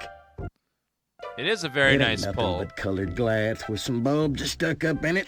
But he thinks it's the be-all, end-all. Installed that alarm system just to protect it. Though who in tarnation would want to steal a worthless piece of junk like that? I don't know. Maybe them aliens, Clem. Oh, Pete, don't be ignorant. Them aliens don't give a fig for no colored glass. You think if they can build spaceships, they can't make a dadgum barber pole? Crazy hick don't know nothing about science. So what about this alarm system? Pastorelli shelled out for an alarm system, all right, but he's too cheap to hire an electrician to hook her up. Dang idiot cross-wired it through the fire sprinkler, so now when the alarm goes off, it sets the sprinkler spraying. Tarnation! Aliens looking for intelligent life ought to stay away from this shop, sure enough. Pastorelli? Pastorelli's a funny sort. Foreigner, don't you know? He cuts hair pretty good, but he don't know spit about nothing else. You just ask him to hook up an alarm system if you need convincing. Goodbye. Anytime, Steve. You fellas are interesting.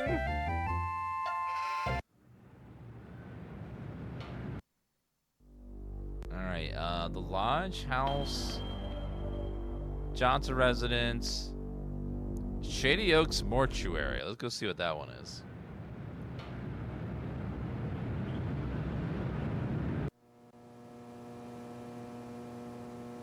That guy seemed vaguely normal. I doubt anyone in this game is normal. They're all just like varying levels of insane.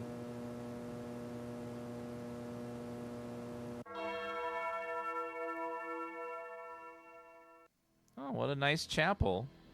A small lectern for a priest. Empty vessel of the dead. Imprints of head and buttocks on the seat. Sliding heels are scraped in the thick dust of the pew.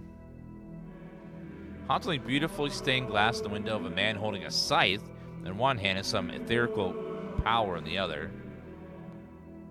St. Neil's shepherdly, just jubilantly terrified.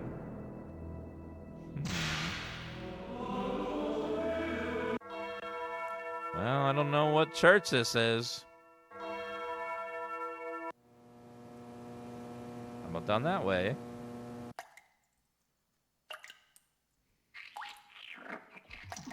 Ugh. Stephen. Who are you? Hi. I'm Daniel Moynihan, mortician and proprietor of the Wayward Hotel. Most people ask me why I don't remember their names. Well, you always were a kidder, Steve. He said it. Besides, as one who deals with the dead, I try not to involve myself in the affairs of the living. Your loss of memory is of no concern to me, true or false. Ironic, considering my recent involvement in a charity event. What are you talking about? My complaints were central to the scheduling of the upcoming Harvest Bake Sale. I'm gratified the Order of the Harvest Moon got involved. The proceeds will certainly help cover my losses. Wait, losses? It seems that, like some elephant's graveyard, people of low station come to Harvest to die. They simply drop dead, penniless, and they all need burials. God knows, by putting these people up at the Wayward Hotel, I do more than my fair share. So why must I pay for the coffins and burial materials as well? My losses to the dead are substantial. Hopefully the bake sale will offset some of them. So people come here to die? What? Wayward Hotel? As owner of the only hotel in town, I do my best to accommodate any hobo who straggles into town, vacancies permitting.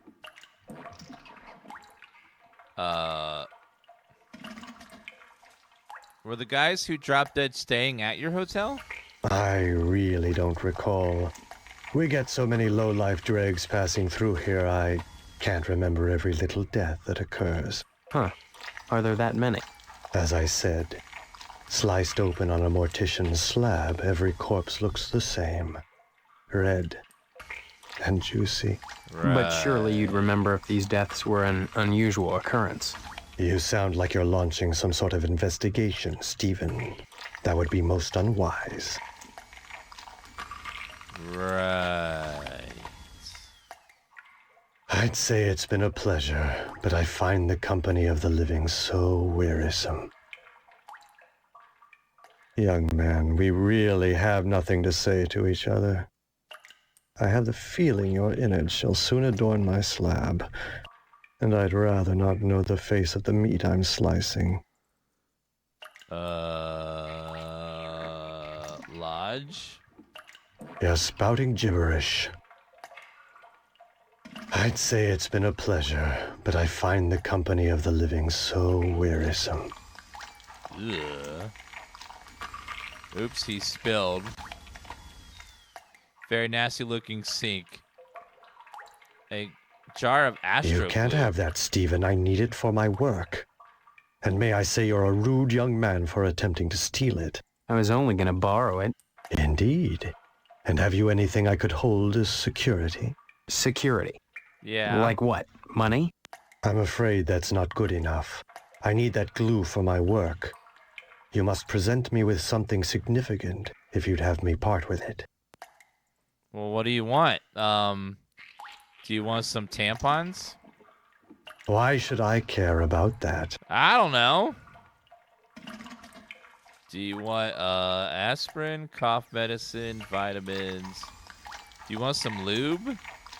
Why should I care about that? I don't know. I want that glue. I don't know what he like wants. He's trying out different stuff.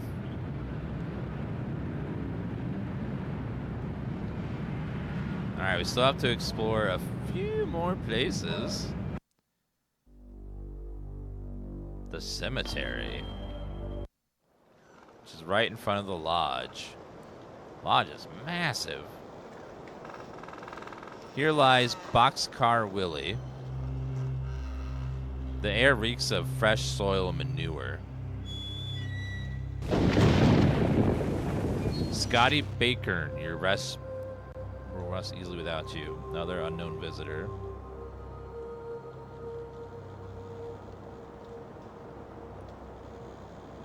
Yeah, another resting place amongst the graves.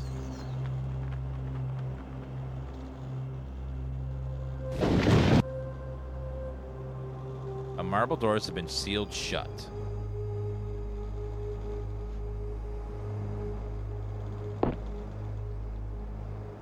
Okay.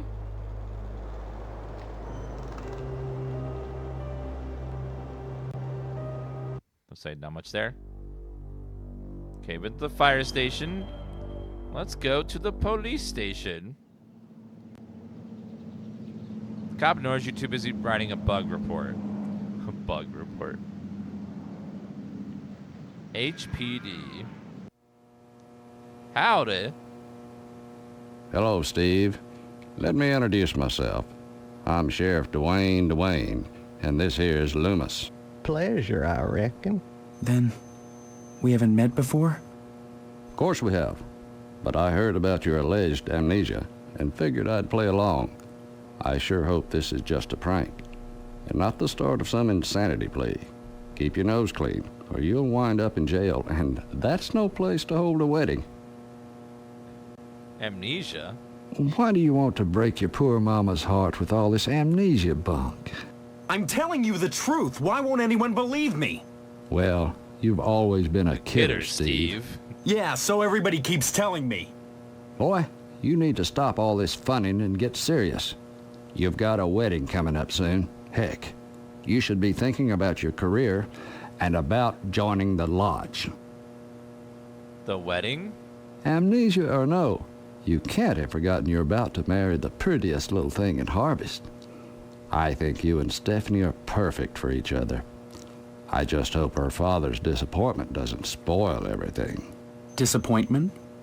Mr. Potsdam wants to hold the wedding in the lodge, but he'll never get in. Like all the rest, he's always hanging around the post office the first day of the month, waiting for Boyle to bring out that month's lodge applications. And there's always a long line, never enough applications to go around, and even if you do get an application, chances are you're right out of luck. Fewer called to the order and even less accepted. And Potsdam, well, they've turned him down so many times, unless he does something radical, he'll never get in. Tell me about crime. Crime-wise, nothing much has happened in Harvest since the newspaper fire. Oh, sure. Every week or so, we get the odd transient dropping dead. But other than that, it gets pretty slow around here. Newspaper fire? Sure. You remember? The Sentinel building burned down about 6 months ago.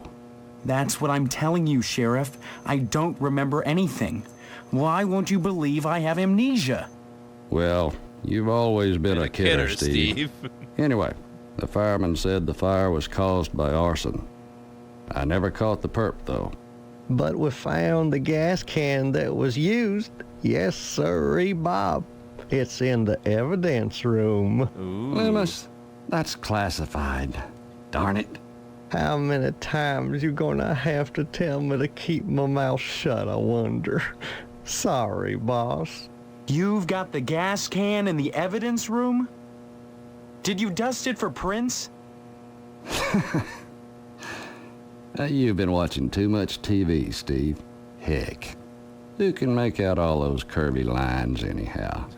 No, it's sitting in there gathering dust, clean as the day we found it. Just in case I ever need a spare gas can. That case is closed, Steve. Right. Loomis? Loomis here is my deputy. Without him, I'd have a hard time keeping the peace, or at least taking a lunch break. Mainly Loomis answers the phone and babysits the office while I'm out, though sometimes he likes to go in the back and stain the jail mattress. Isn't that right, Loomis? Stains the mattress. Now, Sheriff, what you gotta go and say that for? Loomis has more than his share of problems. I wouldn't invite him to the wedding. Or if you do, make sure he doesn't catch the garter. That could be embarrassing. Oh, no. Oh, I wouldn't do nothing, Dwayne. But you like this porn magazine but I found. Sure would like a little garter that'd been around Stephanie's thigh.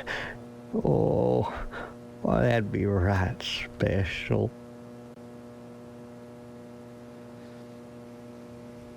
Goodbye. Stop on by any time, Steve.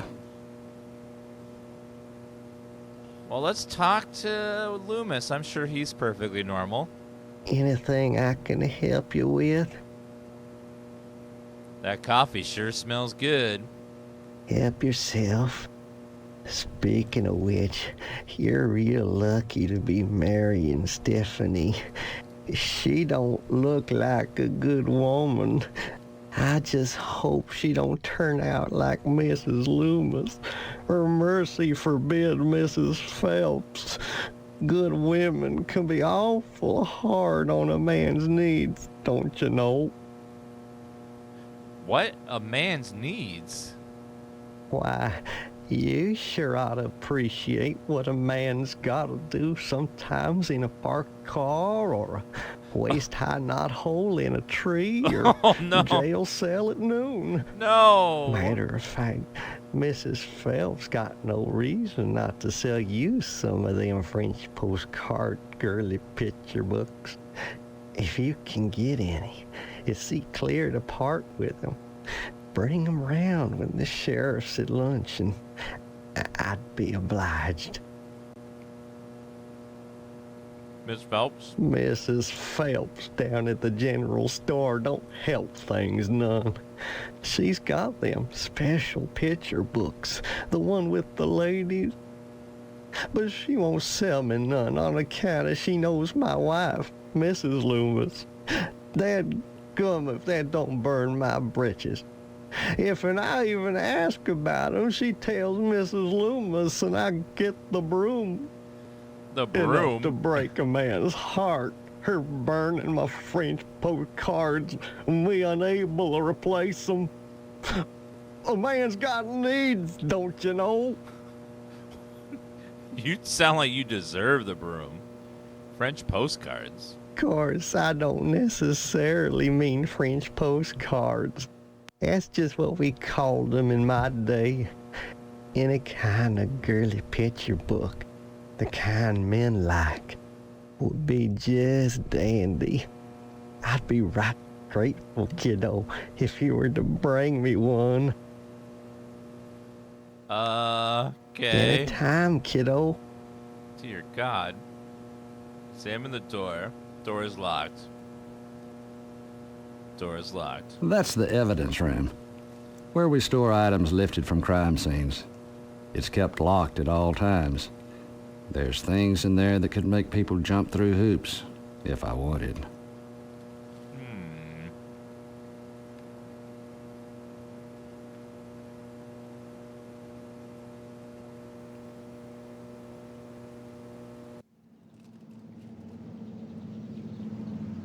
Actually, what happens if... Oh, wait, Loomis is gone. Oh.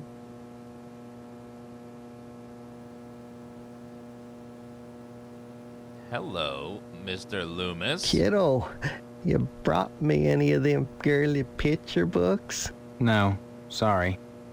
Oh, heck. Why should you be any different from the sheriff or Mrs. Loomis? Steve, I'd be right obliged if you could just see clear to bringing me just one of them books. Believe me, it'll be worth your time to do it. Anytime, kiddo. All right, what is... Give him the magazine. Oh, by George. Oh, by Jiminy. Oh, this here's the real thing. Oh, can I have it? Sure. Oh, thank you, Steve. Excuse me, kiddo. I gotta go check the jail for clean towels. Oh, no. Oh, no.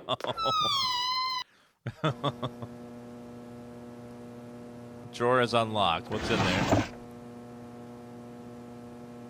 A key to the evidence room. Oh. Barely legible note. Sheriff Dwayne's checkbook.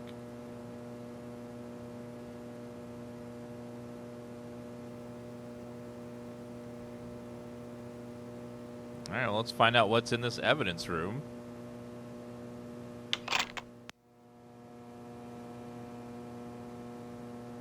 Oh, no. And not surprisingly, Loomis has tainted this evidence. Oh, no. There's a gas can, empty gas can. Take that. Old-fashioned dartboard riddled with holes and crimson smears. The vital clue to a mysterious jolly fat man murder spree. Makes sense, they're illegal. Lawn darts. Sneakers, pair of bloody sneakers. Oh. He did not like green eggs and ham, so they killed him. The hat. Cigarettes, harvests his own brand of cigarettes. A camera. Insta-shot cameras point and click. Ooh. Bathroom kit's missing a razor. A fuzzy bear wielding a chainsaw. A pair of binoculars without the lenses. A well-built 1/4 scale B-72 17 model. Beer can. Baseball cap too small to fit a normal size head. An engine. A plunger. Tidy bowl man. Cabinets are plain empty. Important vinyl with a big nose and woody finish. Toast. The most improbable of all murder weapons. Toast. Padlock. Padlock with a steely finished shelf. Fridge. For some of you wouldn't want to open the refrigerator.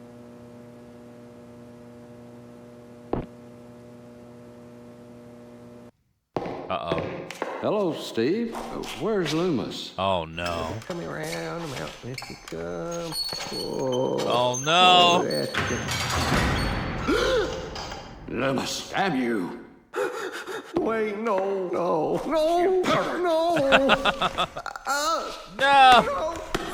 Lighting up the mattress again. Folding up the towels. Charlie, snake. It's a bad Loomis. Bad Loomis. Oh my God. The pot hits at you from its perch. He's in jail.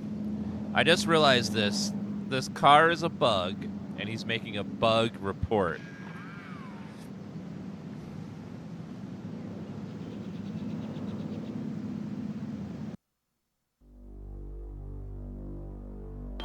Newspaper building.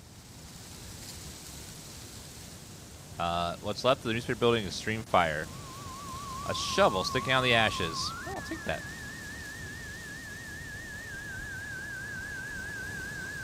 At least the plumbing held up.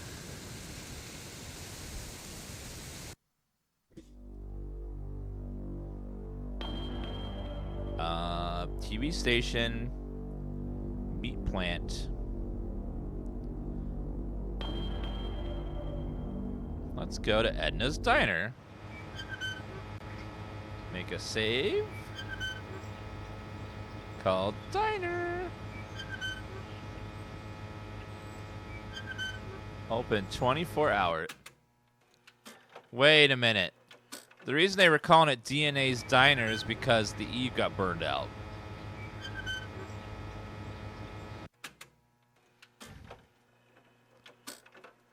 Oh, Steve, what are you doing sneaking up on me like that? God, for a second I thought you were Mr. Johnson. What would you like to order? Who are you? Well, you're in Edna's Diner. That ought to be your first clue. I thought this was DNA's Diner. Very funny. If certain customers would stop pretending to have amnesia and order some food, maybe I could afford to get that sign fixed. Might even be able to buy enough extra letters to spell Fitzpatrick. I'm not pretending. Now, Steve, faking amnesia won't help anything. If you don't want to marry Stephanie, then don't. But don't play sick, for heaven's sake. I'd expect that from Karen, not an 18-year-old. Karen? You've met Karen, my 8-year-old. Other than the diner, she's all I have. Why does the kid seem normal?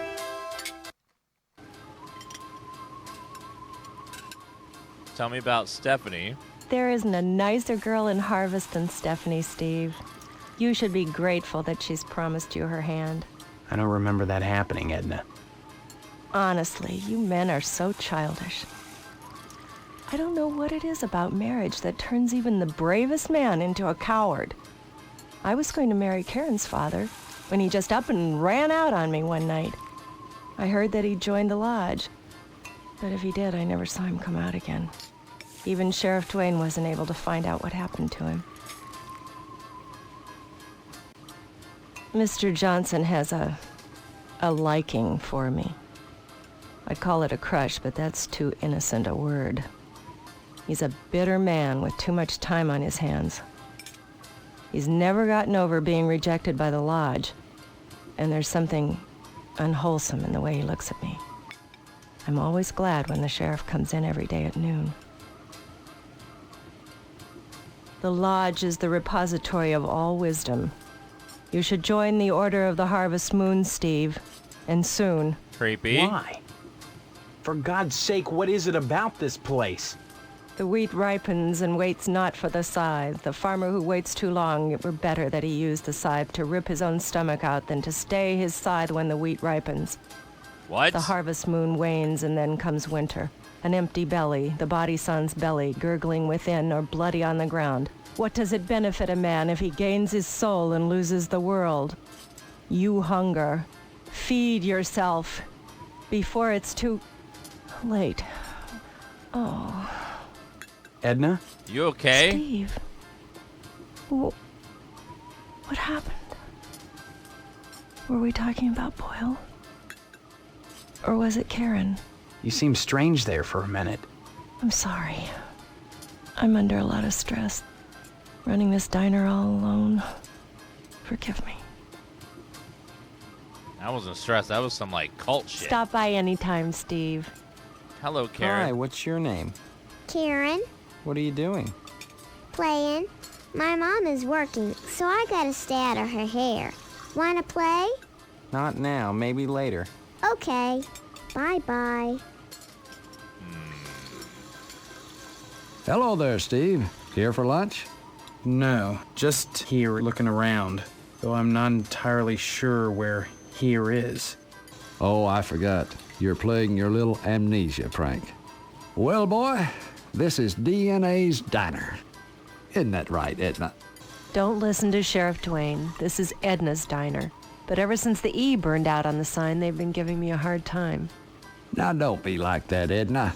It's a great place to eat, which is good, since it's the only place to eat in Harvest. Okay. Stop on by any time, Steve.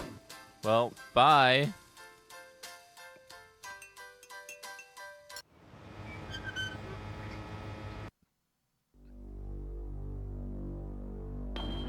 Diner, newspaper building.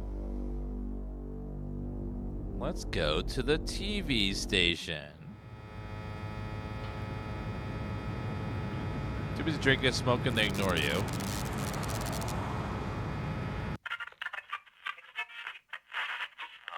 A fairly primitive form of mind control. Stay tuned, buckaroos. There's more to come on Range Riders Cowboy Roundup. So don't go away. And what's your name, hombre? Steve. Steve's a swell name. My dog's name is Steve. Would you like my autograph, Steve? No, I'd like to know who owns the station. You'd want to talk to Mr. McKnight, buckaroo. I'm just Range Rider, the cowpoke's cowpoke.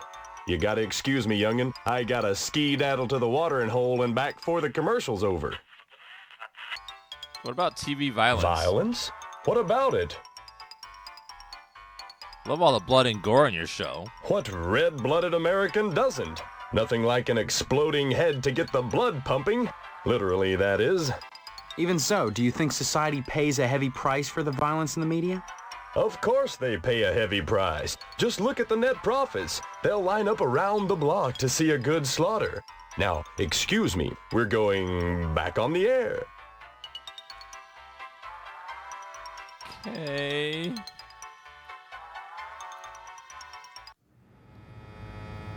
All right, let's go next building, which is the school. Oh, God. All right. Quality time.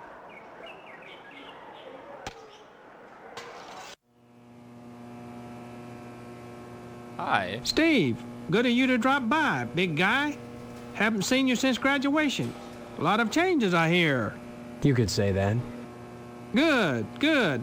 That's a nice part of my job, turning fine young men and women out into the world, and then watching them prosper. Of course, I was able to reach more people at the old Sentinel, God bless her. But then again, I never got to see the results of my work up close before. Who are you?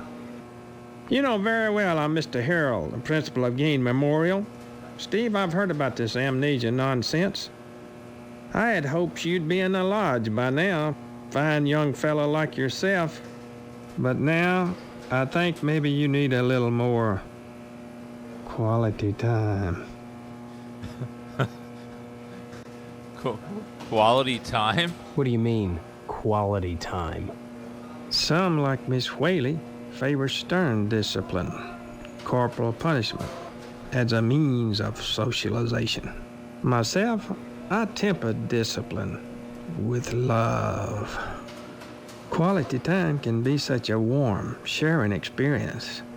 After just a few sessions, you'd stop this amnesia nonsense and become a productive member of society and a fit candidate for the lodge. Tell me about the Sentinel. Oops, you just lost me.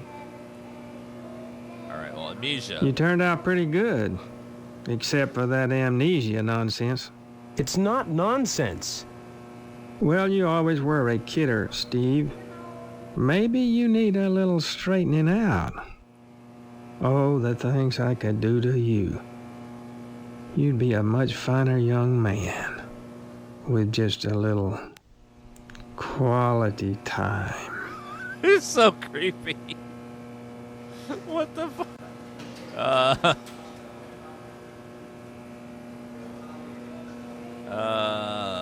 Okay. Drop in again soon. Adult education is a wonderful thing, as is adult quality time. Oh, no. Seeing you here again, one would think you'd never graduated.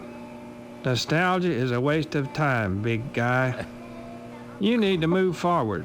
And if you ask me, the lodge lies firmly in that direction.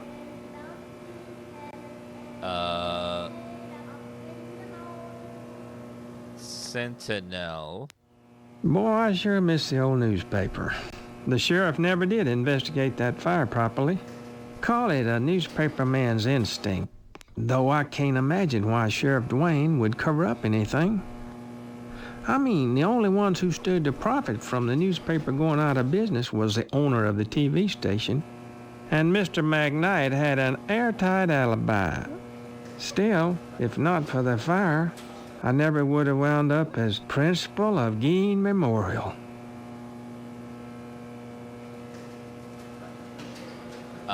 What is Gein Memorial? Gein Memorial?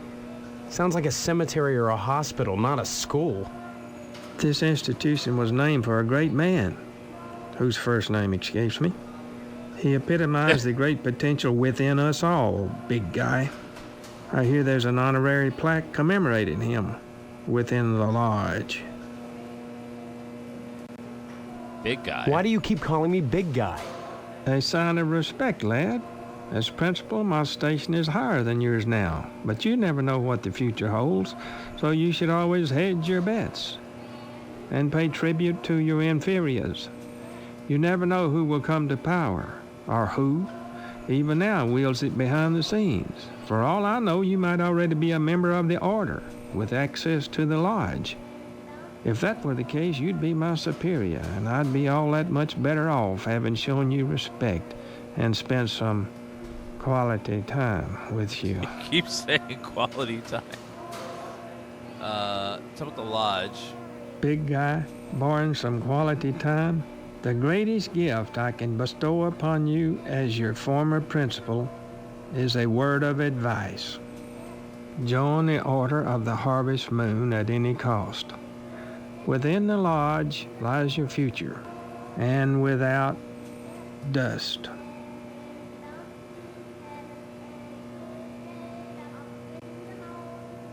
Principal?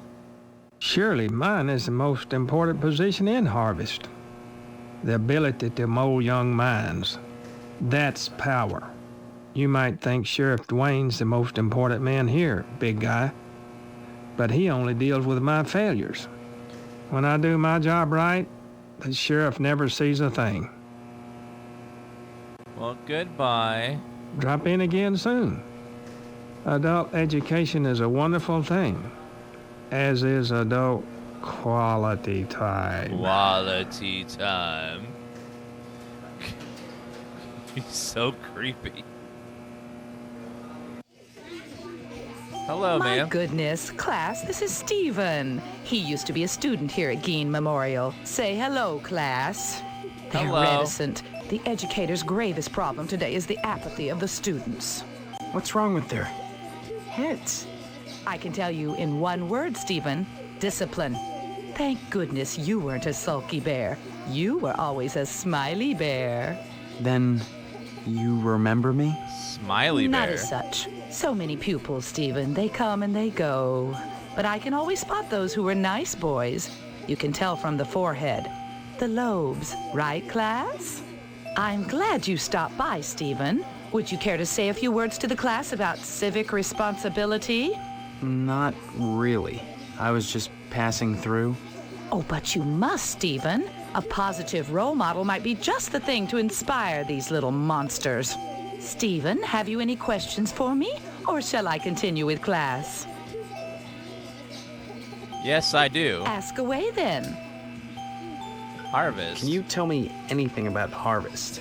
Harvest was founded by the Order of the Harvest Moon about 100 years ago. For what purpose? Why, I'm sure you'd have to ask them. You'll find the members of the Order at the lodge. The lodge? This lodge. What do you know about it? The building itself, like Harvest, was constructed with a specific purpose in mind. That noble intent is known only to those within the Order. You're at about the right age to join them, Stephen, and you will do so if you care about your future. Talk about corporal punishment. We don't practice corporal punishment here. I've never believed in that old adage, spare the rod and spoil the child. A rod is too thin, but a baseball bat? That bridges the generation gap quite nicely. Oh, God. Oh, dear. Colonel Monroe is conducting another air raid drill. Everyone into the hallway, quick! Jeez.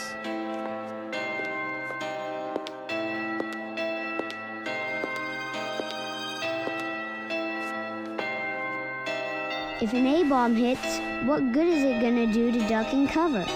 Uh-oh. You just don't ask questions. Oh.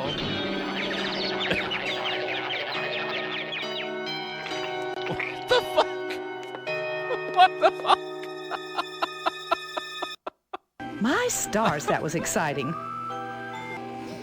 What the fuck? Stop by anytime, Stephen. What the hell? Sounds like stunned and zombified. Jeez.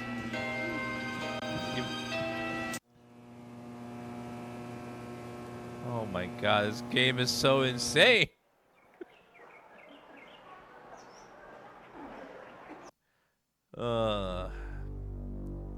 Quality time.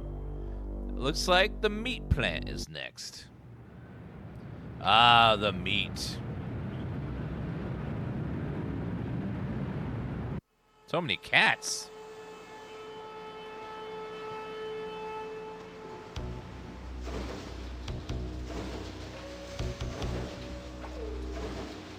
Hi there. Steve, how's your father? Is he better? About the same, I guess. He's been away from work for weeks, and when I call your house, your mother won't let me talk to him. I haven't seen him either. This is a fine kettle of fish, I must say. Though I am glad to see you taking an interest in the business in your dad's absence. Who are you? Aw, Steve, I didn't want to believe that amnesia hokum. Now you're saying you don't remember your pal, Pat O'Reilly? Family business. You may come to realize that this business is not for everybody. Just ask your poor, ill dad. It takes dedication and a strong stomach.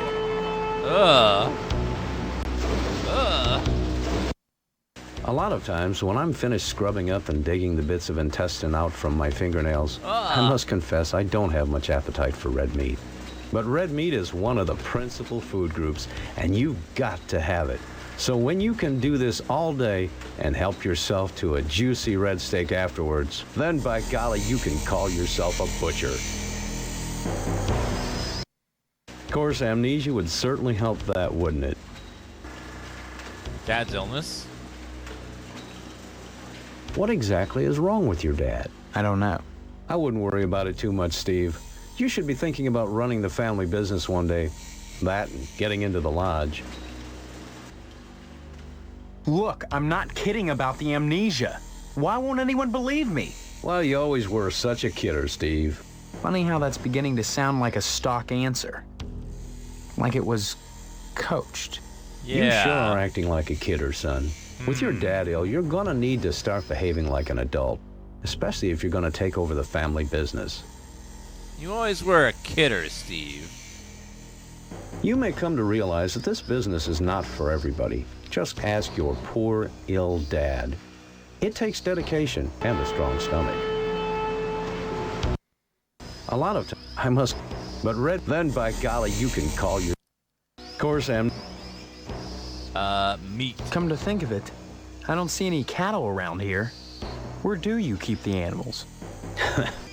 Does it matter? The end product is all the customer cares about, Steve. And we only carry the finest meat, only the juiciest cuts.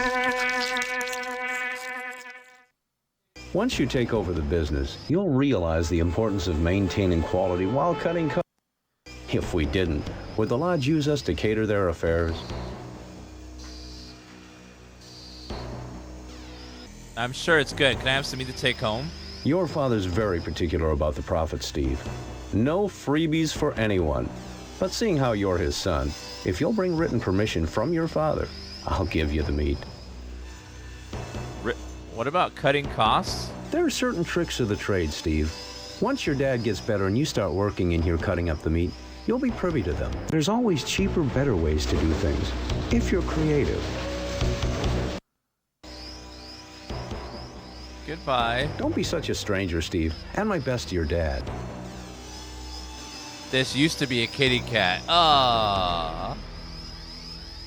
Ew. That is a dead cat. This barrel smells really bad. The carcass of several small animals. So it's mystery meat. You never know what is in the meat today.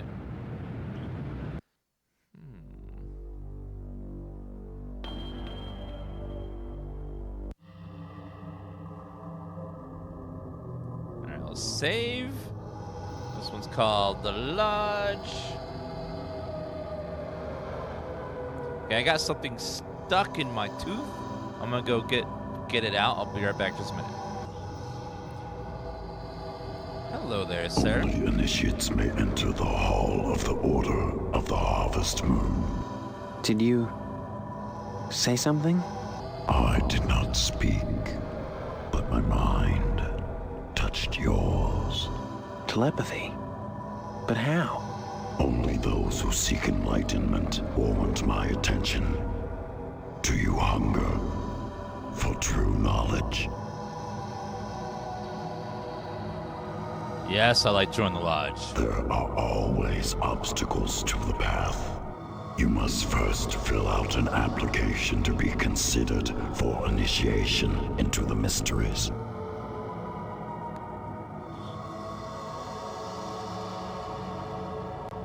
Okay, give me an application then. Applications are available at the post office.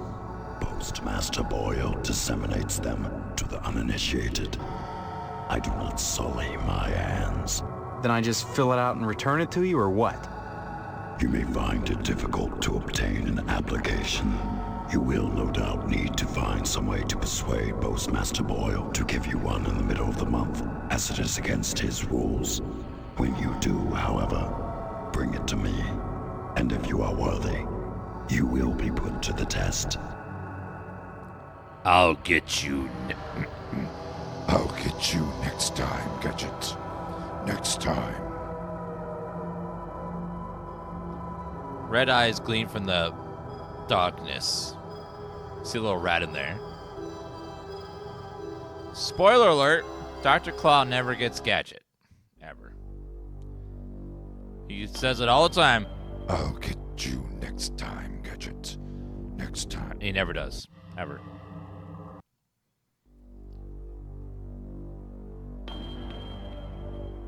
I think we missed something in the newspaper building. Let's use the shovel on... Buried in the ash tree, find a few hidden remnants. A bake sale. A post worker's button looks like ripped from the cloth. Huh. Did the postmaster have something to do with the...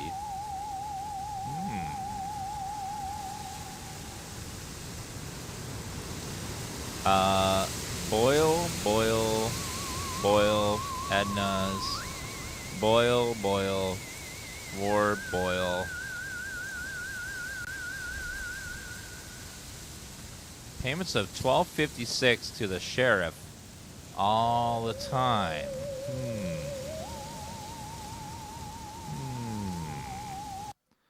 Feels like someone's paying bribe money.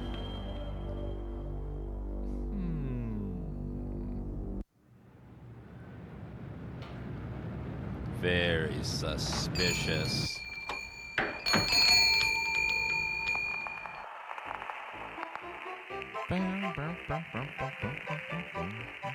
Can I help you, dear?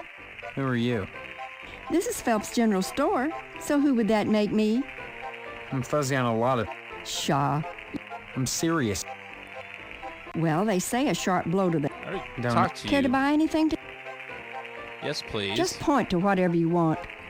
I'm a little hard of hearing. Can I get the tape? Must pay Miss Phelps before you can buy anything. No. Well, I took the girly magazine. Copier. Free copies made. Free copies? Huh. Who the hell gives away free copies?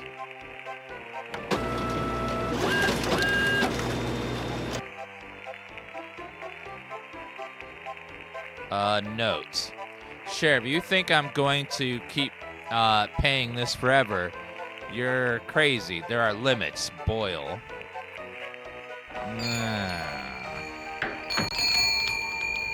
Make a copy of that as well.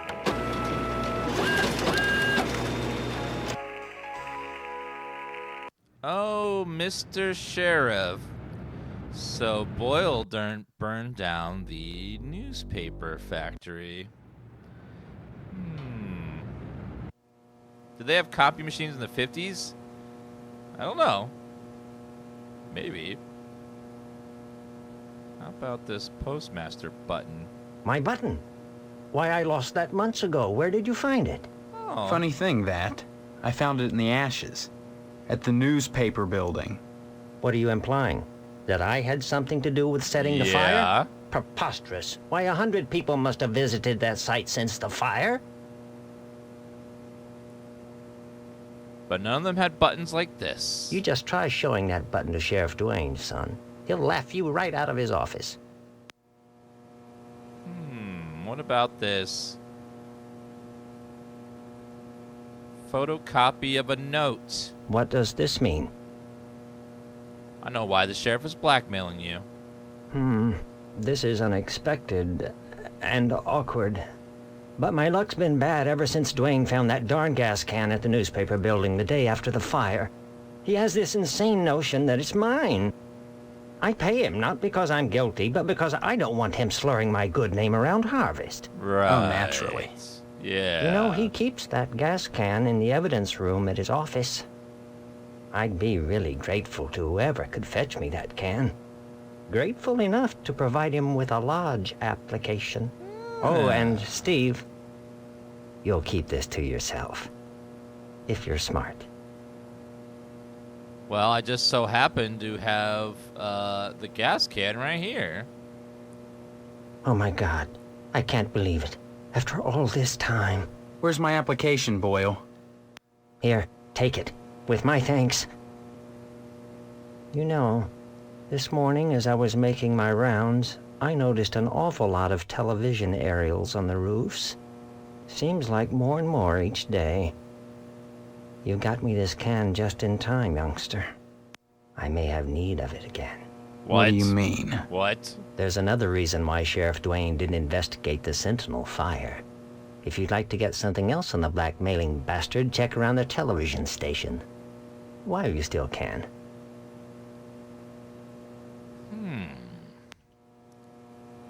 Really? I have a checkbook, too, here. What has that sheriff told you? The sheriff? That pie-faced son of a bitch. What have I been paying him for all this time? Pie-faced Calm down. He hasn't told me anything. What could he say? Nothing. I've just been working too hard, that's all. Forget I said anything, son.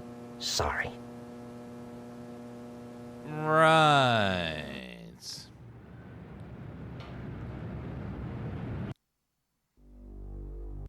Well, now we have a application. You said go around the TV station, look for something there. Sober trucker.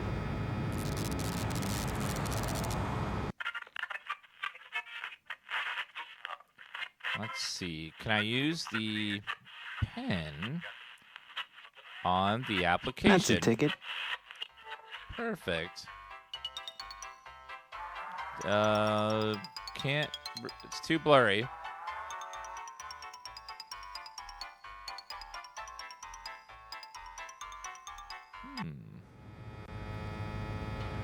Let's go give the lodge the application, maybe?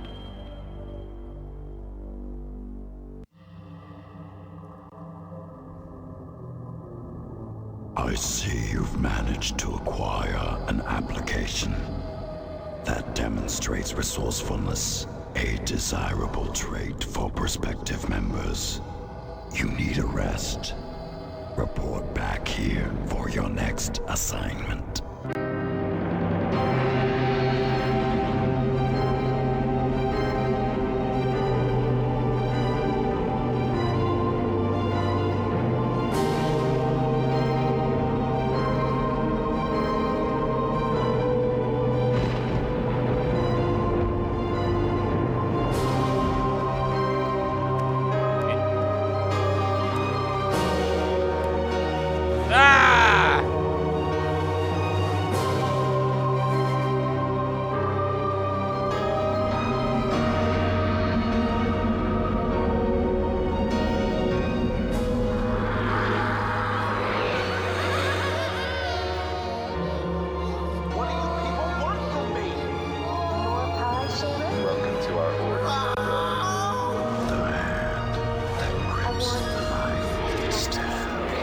saw a burger.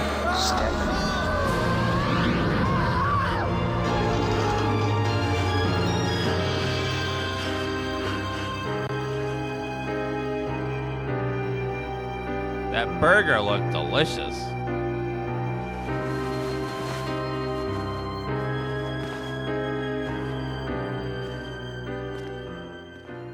What a good night's rest.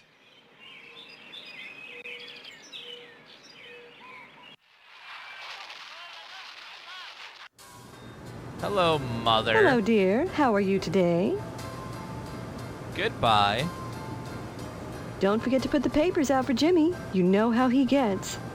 Well, let's try to have sneakers for Jimmy. Oh, man.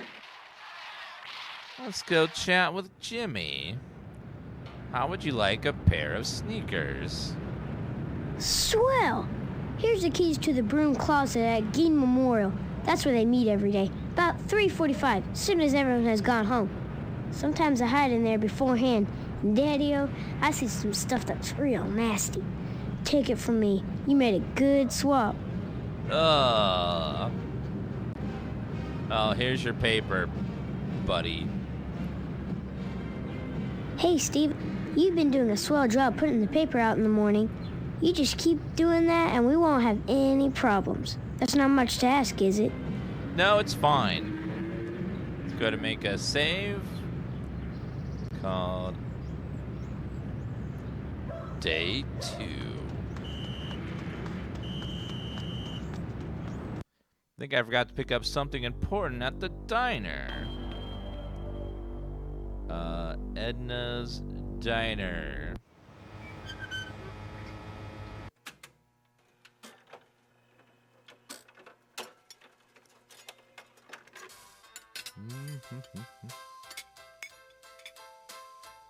Yes, I thought I did.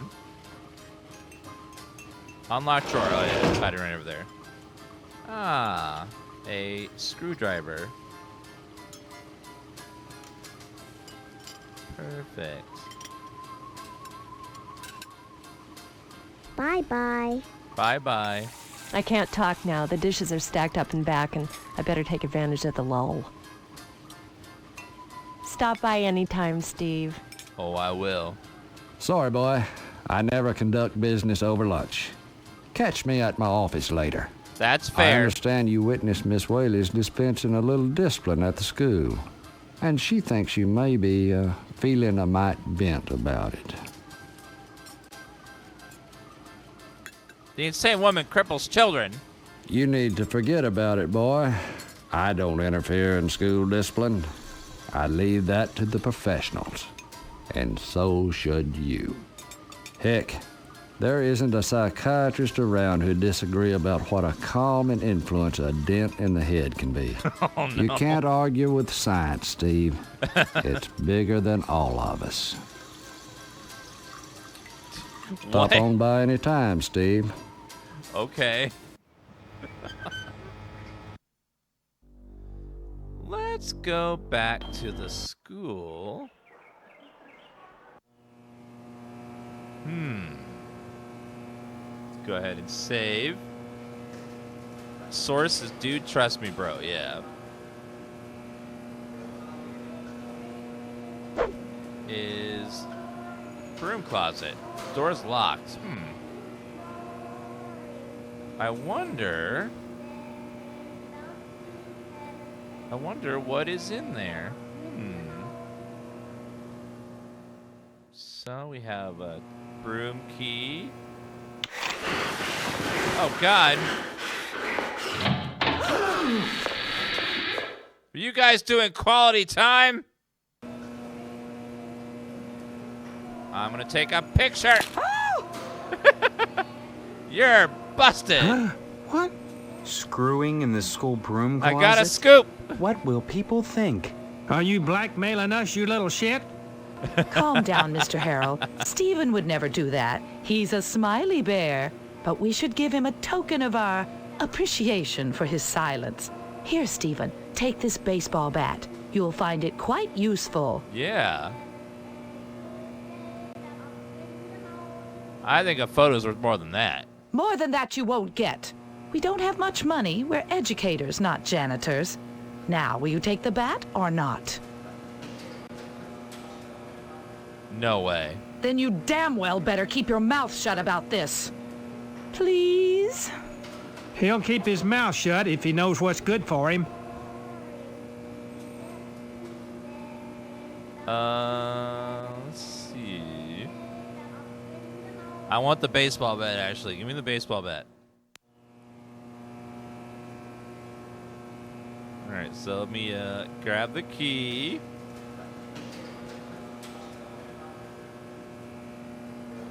Door is locked.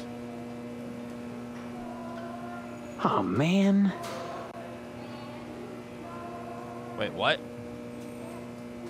Door is locked. Broom closet key. Well, that didn't work. Damn it.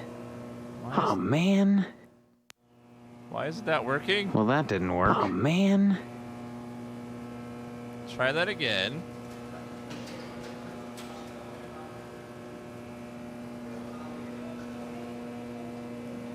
Try leaving and going back in. Maybe that'll reset it. Door is locked. Oh, man.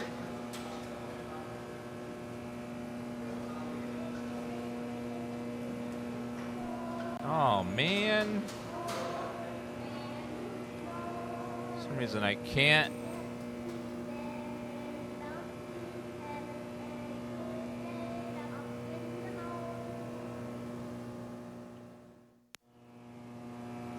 Maybe they changed the keys between the safe. Just bricked. It's. Aw.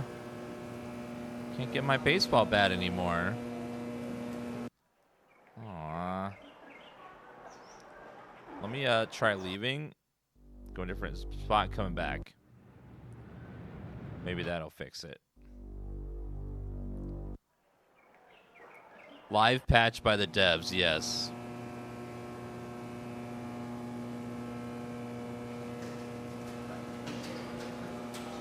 Well, that didn't work.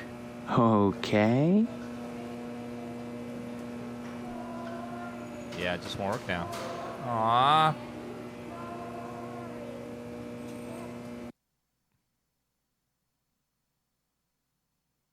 All right, let's close the game entirely, clear the memory, and then do it again.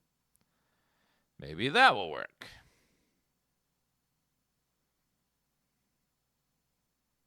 Yeah, for some reason, we reload the save, did the exact same thing, and it wouldn't work the second time.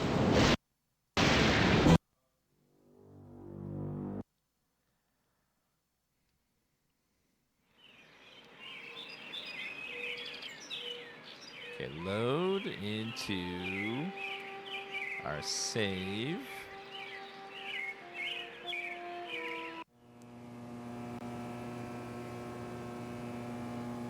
Damn it. Motioned you away from the door. For some reason it thinks that the principal's out here. Okay, well, that's just like, it's just a weird bug. Hopefully the following day I'll be able to do it.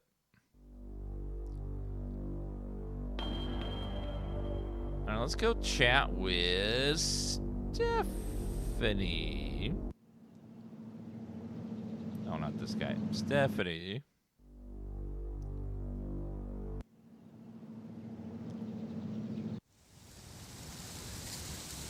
We didn't examine the door, and it still didn't work.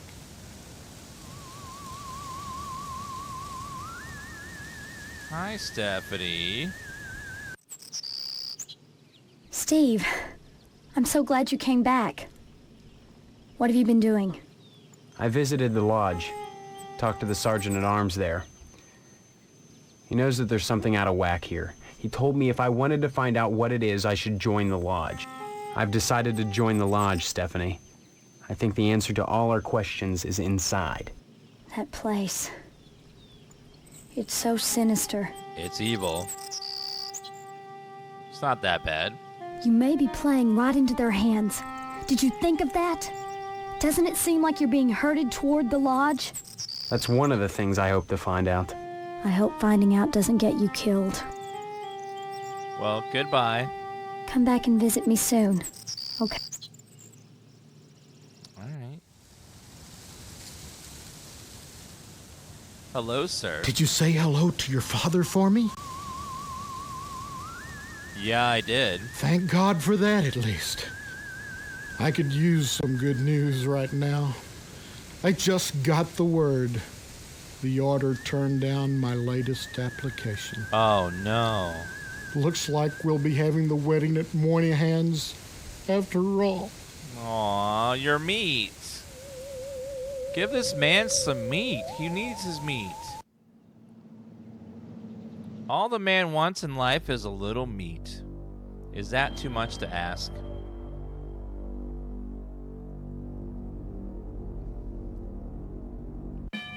Okay, we're saving nuclear missiles again. Halt! Who goes there? It's just me, Steve. What do you want? Did the llamas send you? Yes, of course they did. I knew it. They won't leave me alone. Them and the kookaburras. 9! 9!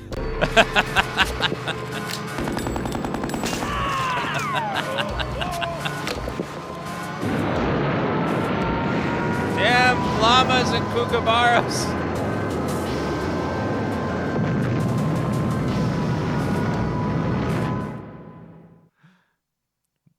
Oops. Is that bad? Yeah, it's fine.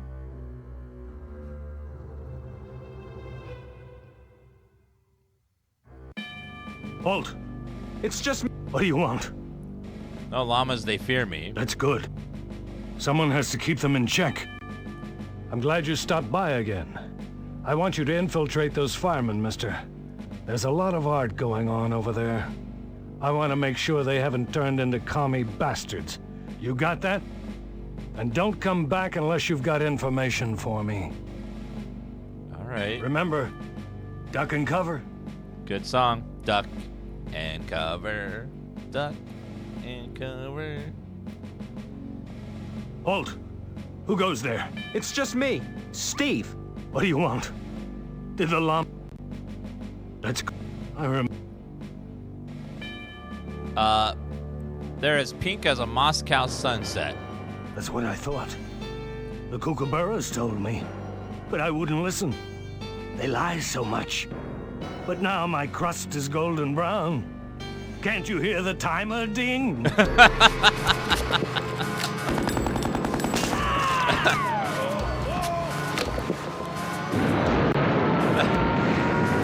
What?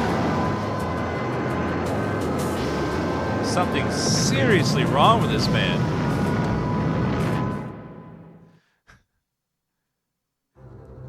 My crust is brown. Did you hear the timer ding?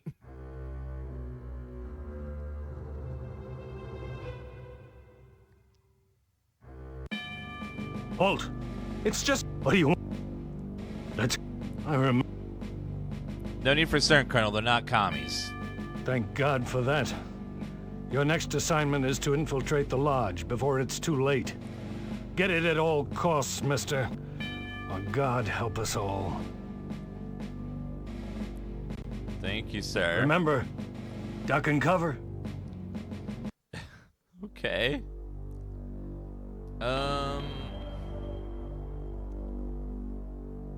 Let's go to our house.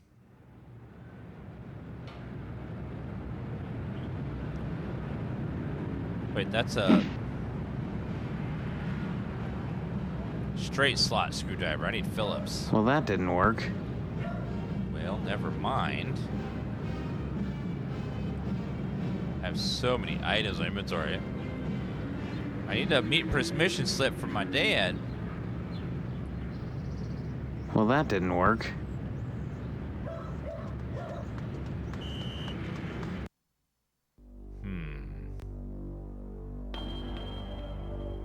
Try Johnson residence. Sorry, Steve. Too tired to talk right now. I just gave the Tucker a tune-up. I'll talk to you later. Goodbye. Bye now. Who do I need to speak with?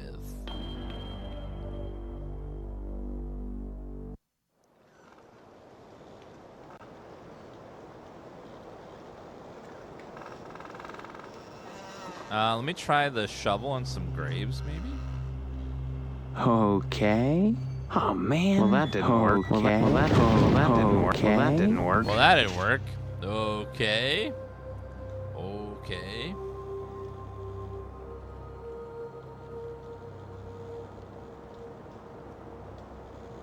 Okay.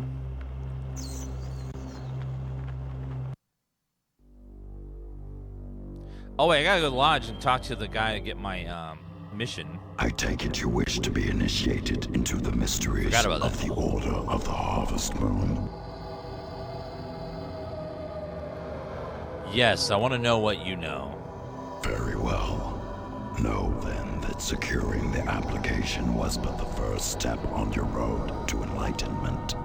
Now you must complete a series of tasks to prove your worthiness as an initiate. What kind of tasks? Minor pranks, really. Nothing overly difficult. More tests of wit than prowess. But to complete them you must, if you wish to enter these walls. Minor prank, eh? I'll bet. What have you got in mind? There is in Harvest a man named Mr. Johnson. He owns a tucker. It is his pride and joy. I should like you to put a scratch in it. A scratch? That's all? On the pervert's car? As I said, a minor prank. Mind you, you are not to damage the vehicle. Merely put a single scratch in it. Once you have done so, return here, and I shall give you your next task. Right.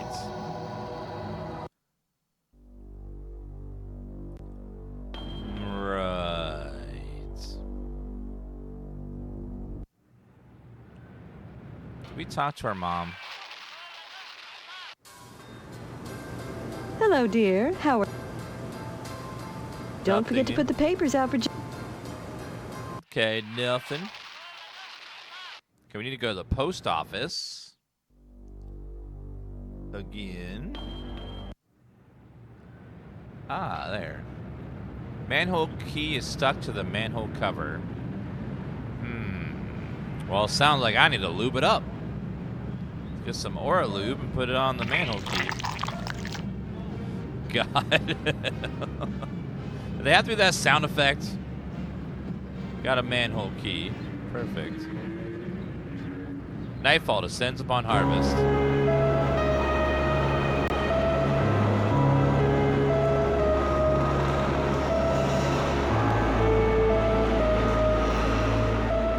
It's nighttime.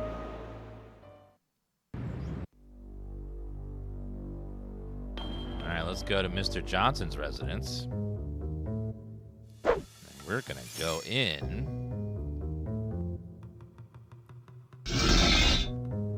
Small passageway leads into the sewers.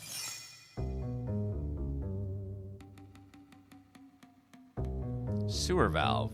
A coat of moisture is formed along the surface of the wheel.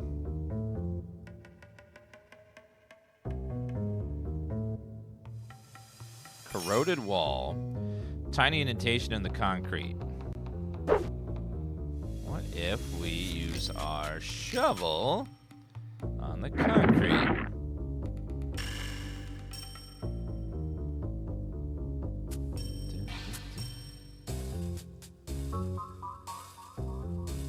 This is a lot of work to put a scratch on a car.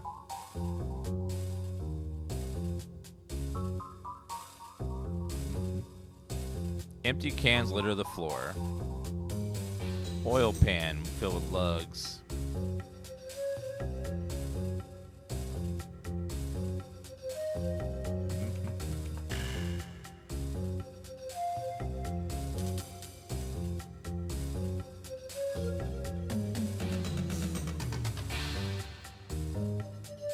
Examine the dolly.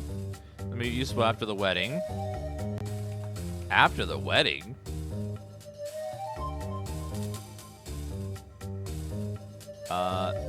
He has a pitchfork as well. I'll take that.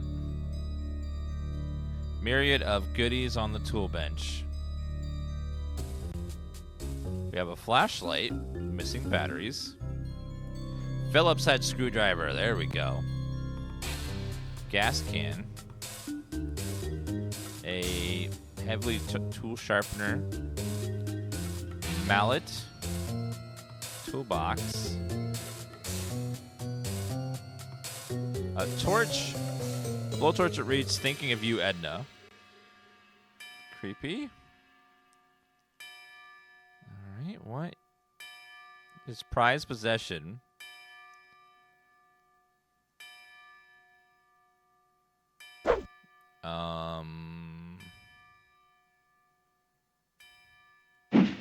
Alright, let's go ahead and scratch the car.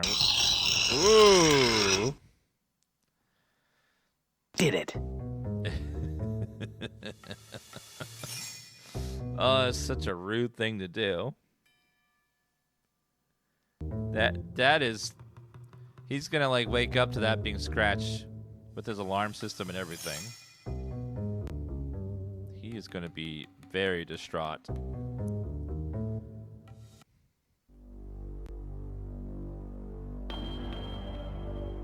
Let's go to the cemetery.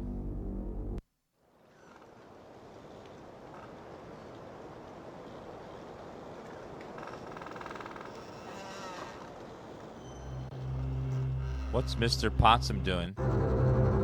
What are you doing? What are you doing here at this hour, Mr. Potsdam?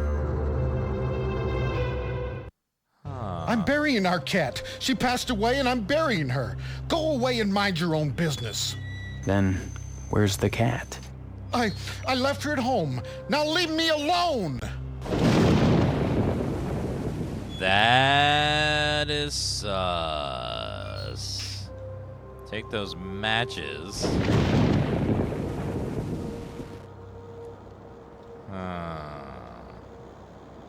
Yeah, I don't trust that. Something weird's going on. So, you have completed your first task. Yes, I did. Now that you've scratched the tucker, you may proceed to your second task. You will steal a bolt of fabric from the fireman and bring it to me.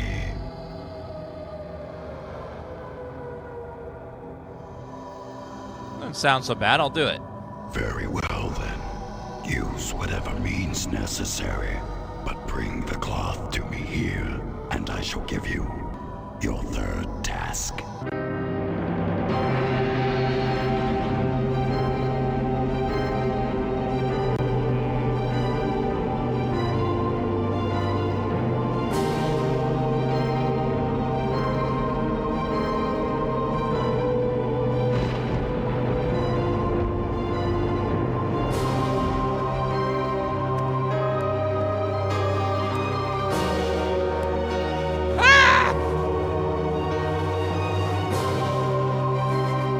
He's a werewolf.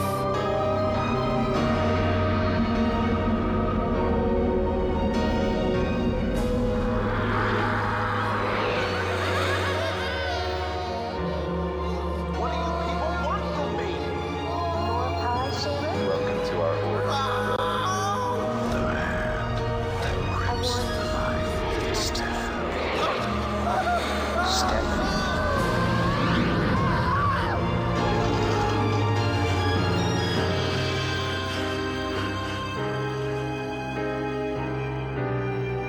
I'm very curious about that burger. We haven't seen the burger cutscene yet.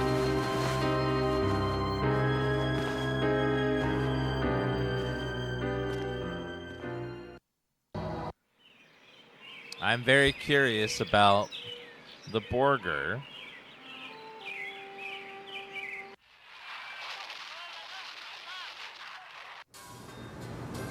Hello, dear. How are you today? By the way, I spoke with Mr. Johnson, and he's livid. Seems someone scratched up his priceless Tucker. What? If he finds out who, there'll be heck to pay. Edna's daughter no. Karen has disappeared. Karen was playing outside as Edna closed the diner, and that's the last anyone saw of her. What? Did she get lost or did someone abduct her? I haven't the foggiest idea. All I know is she went missing last night. But Steve, this isn't something you want to be concerned with. Trust me. You should be concentrating on joining the lodge, not some missing girl. Isn't a lost child everyone's concern? Then let everyone worry about it.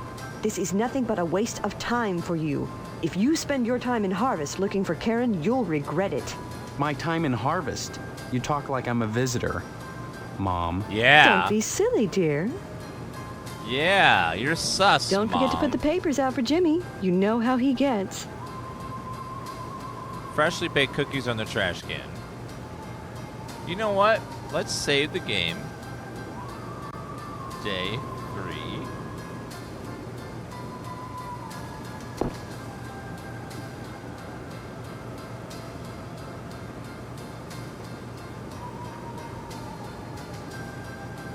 Oh, they won't let me punch. Don't forget to put the paper. Fine, whatever. Grab a paper for Jimmy. Well, that didn't work. Hi, Jimmy. Here's your paper. There now, see how easy it is? Things are so much better between us when you remember the paper in the morning. And let's keep them that way. Can we get into there with our Phillips head screwdriver? Damn it. Damn it.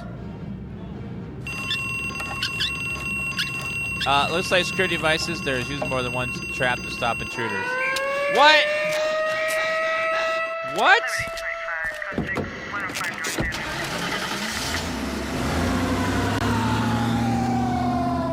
Busted. Going to jail.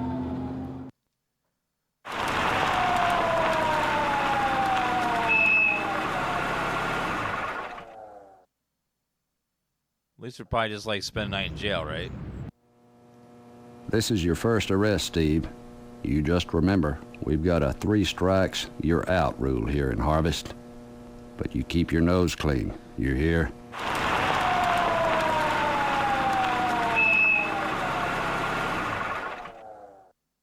So I get to be arrested 2 more times?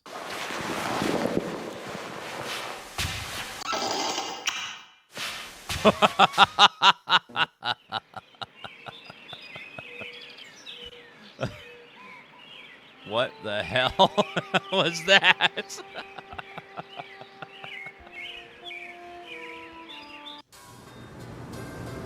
Oh my god.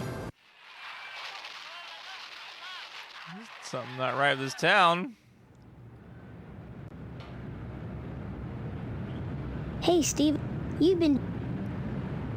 So I have to turn off the security system first.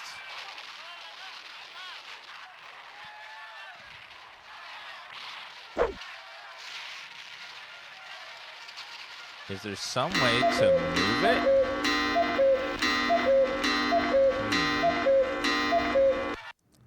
Well, we'll have to wait till we figure that out. Junk mail, bills, flyers. Let's go talk to Edna. Edna.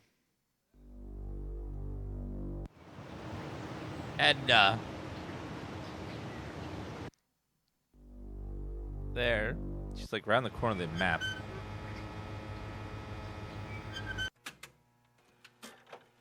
I can't stop and chat, Steve. With Karen gone, if I stop, I think I'll lose my mind. I've got to keep busy. Excuse me. I just heard that Mr. Johnson's Tucker was vandalized. You know, though I don't like to think ill of people or take pleasure in the misfortunes of others, I'd like to think it's a comeuppance for all the times that nasty man has bothered me. You're welcome. So Karen's gone, but I think I know where to find her. Let's go talk to Mr. Johnson. And we'll tell him about the scratch.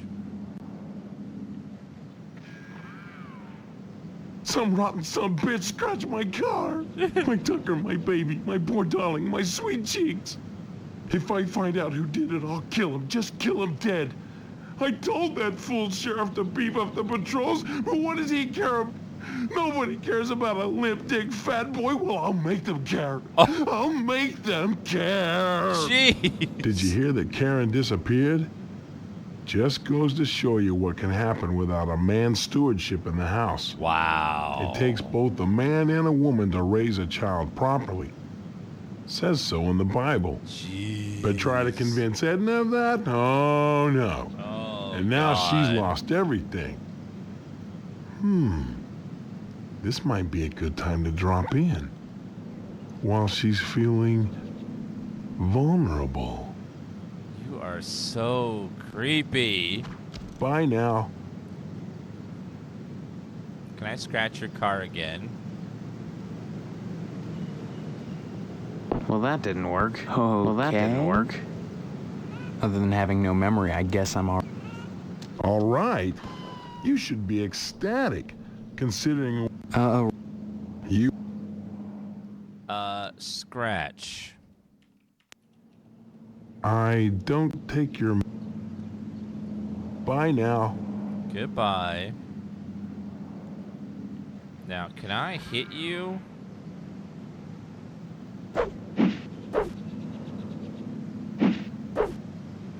Nope. Damn. Can I use the shovel on your car? Well, that didn't work. Well, that didn't work. Okay. No, I cannot. Well, let me try to get the thing again from the school. Alright, so let's go. Key. Well, that didn't work. Nope, it's just broken even on the second day. Damn.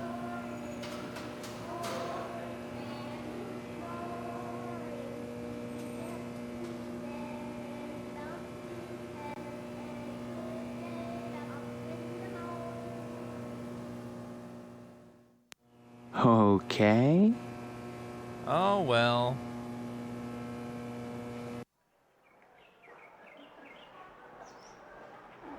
Yeah, we won't be able to get the baseball bat, unfortunately. Oh, well. Fortunately, my save was too far back.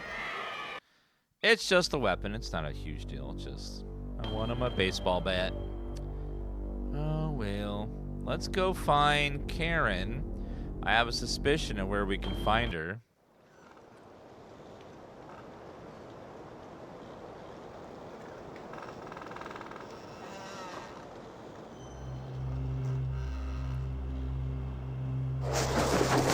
Oh, yeah.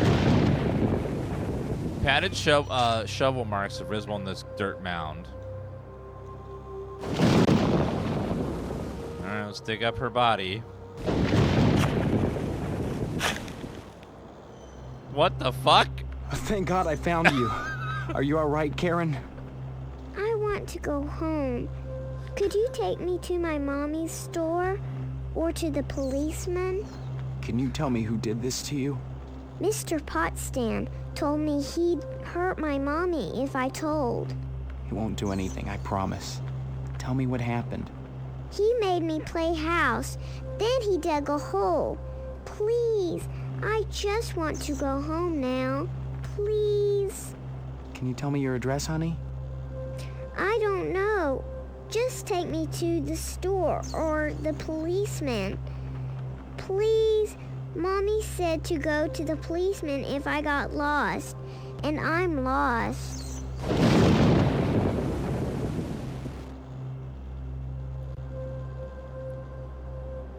Bye-bye. Alright, let's, Karen scurries off ahead of you.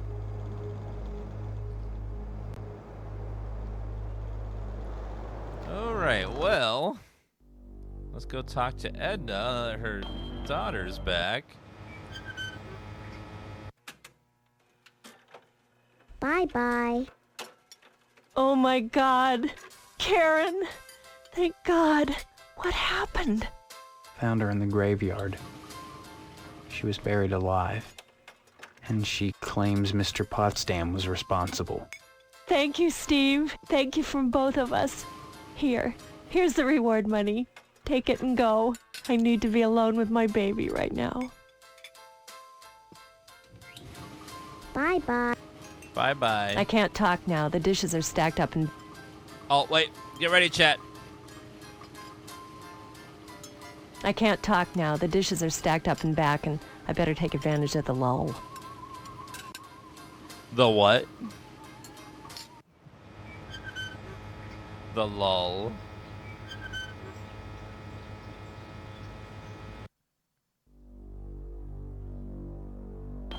How do we steal from the fire station?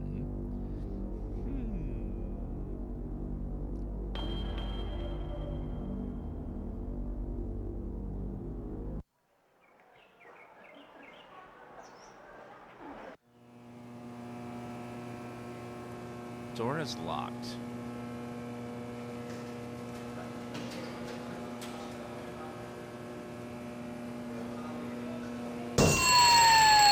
Oops.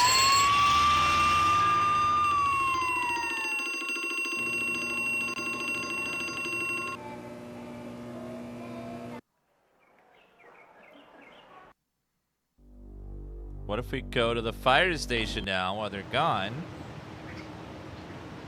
Oh, actually, wait. There's a fire axe there. Ooh. And a ladder. Ah.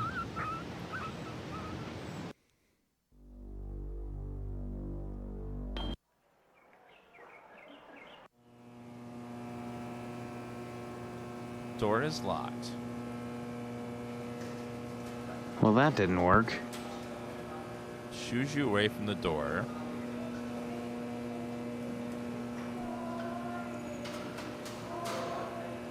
Well, I did get that ladder, which is nice. Let me go back to the lodge. So, you have completed your first task. Now that you've scratched the top. Very well.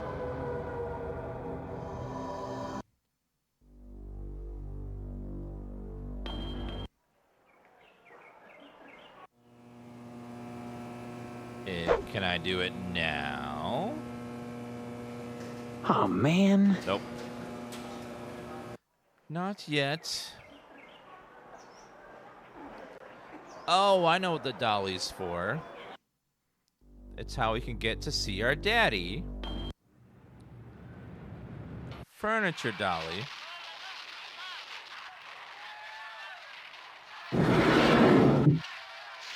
Controls the alarm system. There, now it's off. Let's go. Oh, man. Well, that didn't work. Well, that didn't work. Well, that didn't work. Okay, well, I can't get that frisbee yet. Alright, go ahead and use the Phillips screwdriver on the window. Go ahead and save. Yeah, the frisbee's still on the roof. We're gonna do Dad.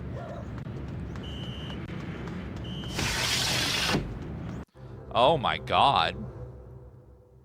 What the exotic kinky love equipment. No, leave that there. If any of it turns up missing. Marv, what's going on in there? Uh-oh. Go. Go! But Dad... No, leave that there. Go. Saving the sex toys. Picture. Screenshot of the movie Rosy Palm Meets Rosy Cheeks. Photographs of constant torture for poor old Dad. Hi, Dad. Steve, is that you? Come to see your poor old dad? Are you my father? Really? I don't remember you. Please. I'm not in the mood for jokes. I'm serious. Why won't anyone believe me? Well, you always were a kidder, Steve. Just don't make me laugh now. Remember the stitches. My God. What has she done to you? She doesn't know you're here, does she? Does she? No. No, I had to break in. What the hell is going on in here? I know it's a mystery to you. The sacred things that husbands and wives do behind closed doors. Oh my God. Maybe we should have that special father-son talk. Especially now that you're getting married. Is this what happens? I'd like that. Then listen. I can't talk very loud. It's the tracheotomy. Oh my God. When a man and a woman love each other very much, they go into a room alone and shut the door and bolt it with at least 3 locks. Keep and notes, prop a Jack. chair under the doorknob so no one can get in or out. Then they take off their clothes and get out a wide variety of scalpels. Some curved, some short, all of them sharp. And then the man climbs on the woman. And then they... with the barbed wire, they... Barbed wire? That's all right. Don't get worked up. You need your rest. Yes, rest. But why did you come? You must have had a reason for risking it.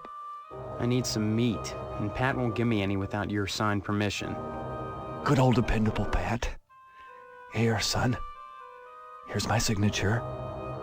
Take it to him, and you won't have any problem. Now go, son. Go quickly, before she comes back. Toys? This is no time to talk gibberish. Get out of here. Now!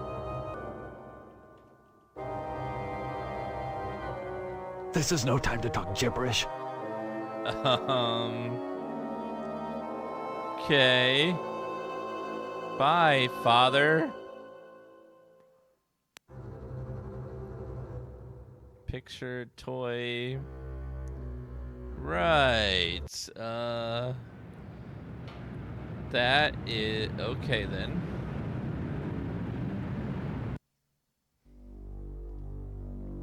Let's go grab the meat.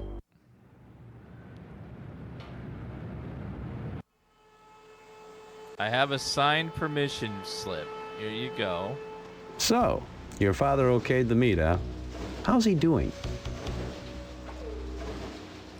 The psychotic bitch has him sliced to ribbons. Good, good. Glad to hear it. Here's your meat, son. You run along now. A new shipment of animals has come in, and it's time to start cutting.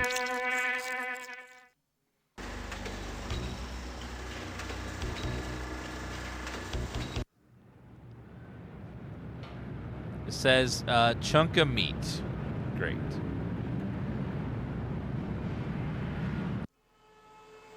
Great. A chunk of mystery meat. Nightfall descends upon harvest.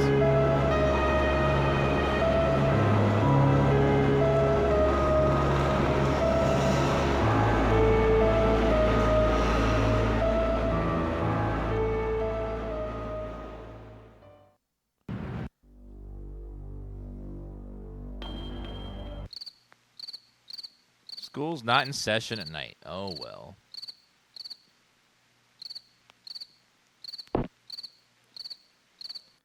Time to go steal the cloth from the fire station. Okay, let's go save under fire theft.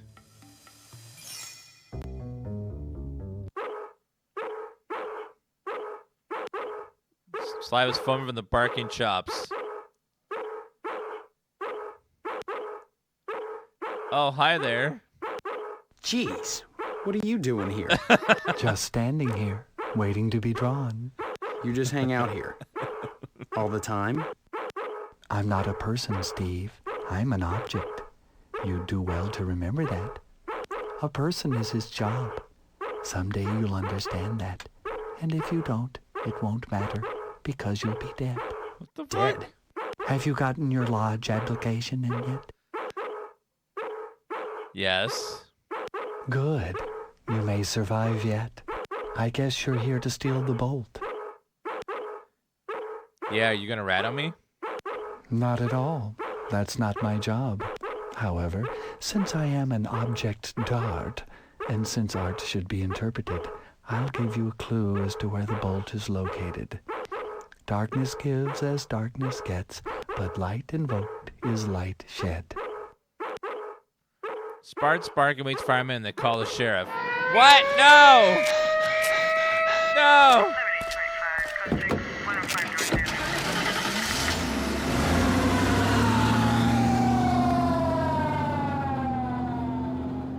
Am I gonna kiss goodnight again? Busted. This is your first arrest, Steve. You... Okay. Reloading.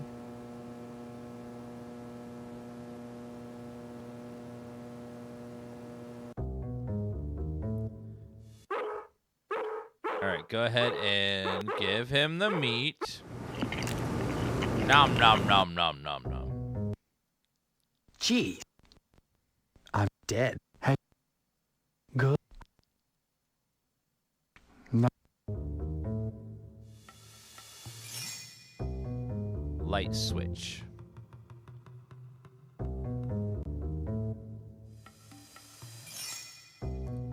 Another light switch.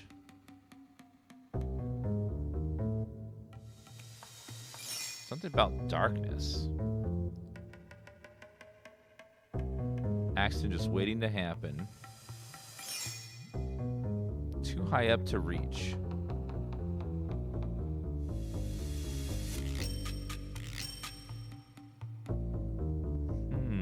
Oh, wait, there's a shadow there. Ah.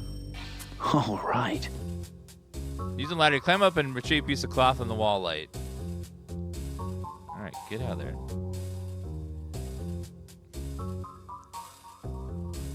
Still here, eh? Where else would I go, Steve? Yes. Good. Alright, well, thank you.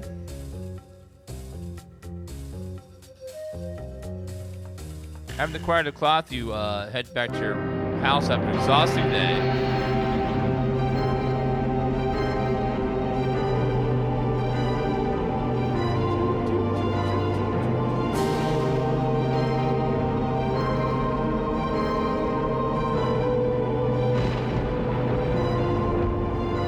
What is rare, Dan? That's something you see with the Better Twitch TV extension.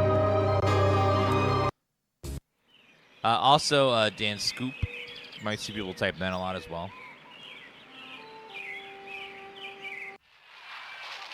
All right, grab a newspaper for the newspaper boy. Give him a newspaper.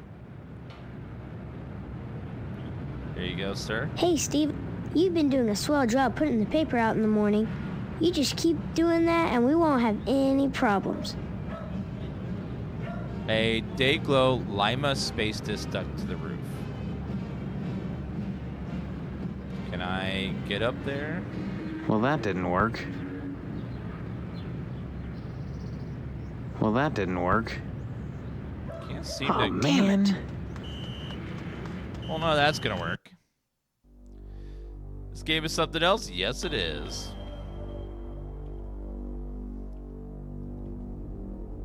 Go to the general store. Well, let's go talk to the lodge first.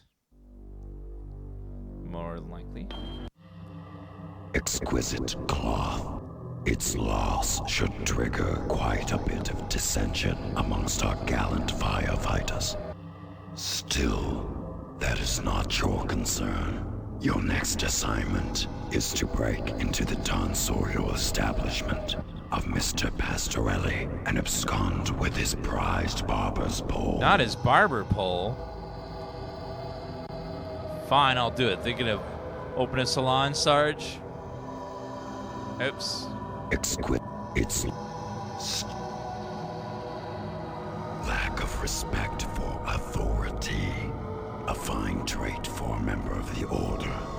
Yes, I approve, Stephen. I hope you succeed in your task. Break into the shop, steal the barber's pole, and bring it back to me. At that point, I shall give you your final task. Final task.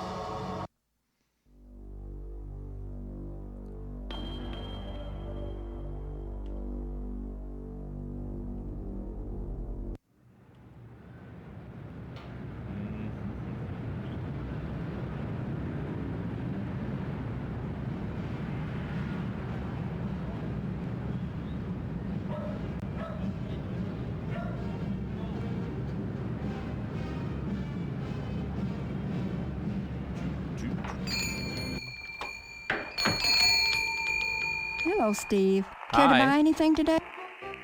Yes, please. Just point to whatever you want. Steve, you live close to Mr. Johnson. How is he taking it? Such wanton vandalism. It just breaks my heart. I'll have to send him a nice fruit basket, though if he wants some new paint and sealant, it'll cost him. Naughty fellows like Deputy Loomis aside, I think every man should cultivate an interest in girly magazines, if it'll keep them out of the field of interior design. Those firemen, Betsy.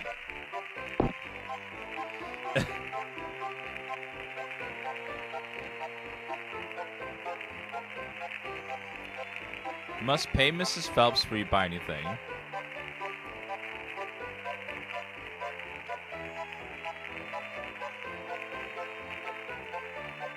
Checkbook. Oh, ho, ho, this is juicy. The Bridge Club will be positively agog. No. Okay. Oh, reward money. Here you go. Should cover it. The 1950s price are cheap. Take what you need. All right, so need the wrench and the tape. Coffee.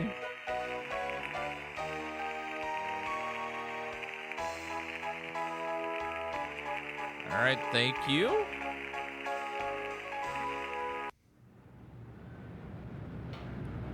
Oh, let's go visit Stephanie. Oh, Nightfall dispense them on Harvest.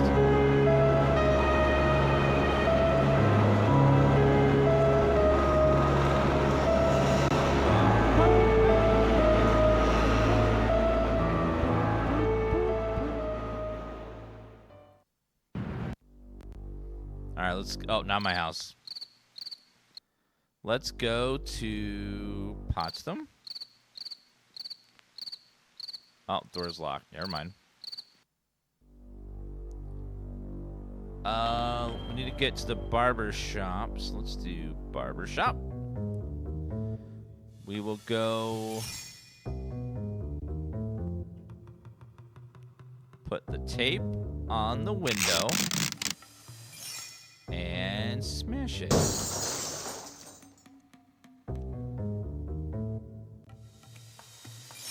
Fancy barber, straight screw slots. So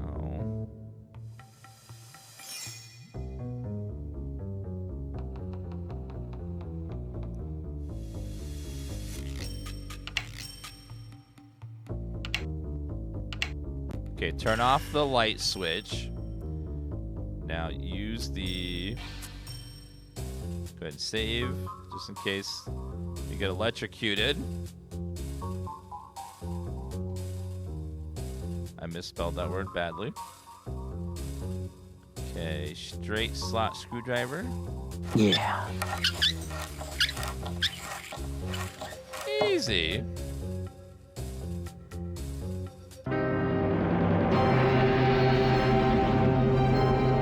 I don't know what to do. We've played this before.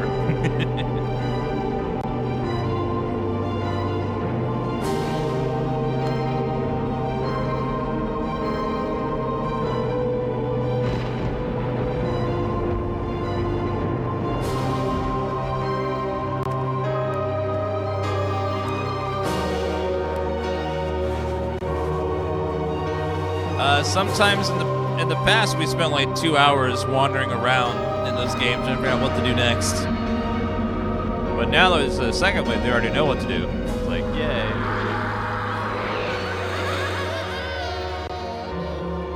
What do you people want from me? More pie, Sharon? Welcome to our order. The hand that grips life instead. Stephanie.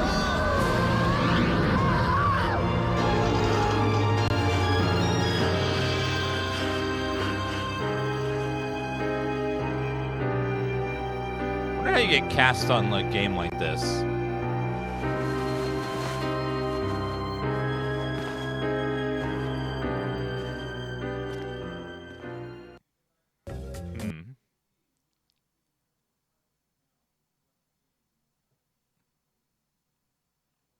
Press Control F4.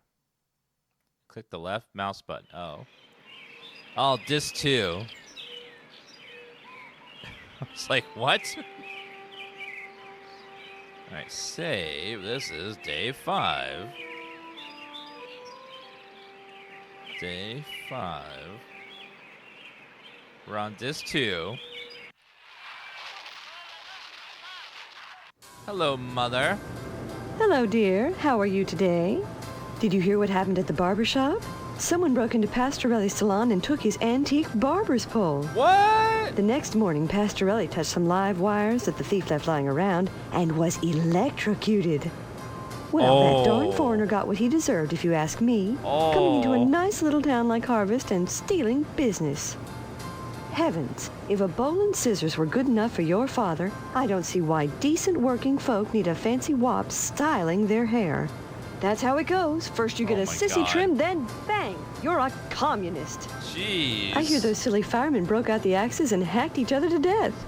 Things never were the same between them after the firehouse robbery. Jeez. Oh well, maybe now we'll get some real men for the fire department. Though the way things are going, I doubt you'll be around to see it. What do you mean? Can't you feel it? The way the stalks whisper in the autumn wind? My God. It's almost harvest time, Steve, when the chaff will be cast aside before the feasts. Congratulations, hero. You found Karen after all. You don't seem proud, Mother. I wonder why. I warned you not to waste time looking for her. Am I running out of time? The blood drive is coming soon. What does that have to do with anything? If you haven't joined the lodge by then, you'll find out. Still, I'm glad you found the poor baby.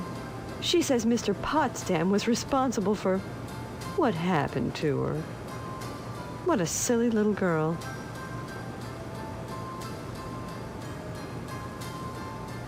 I believe her.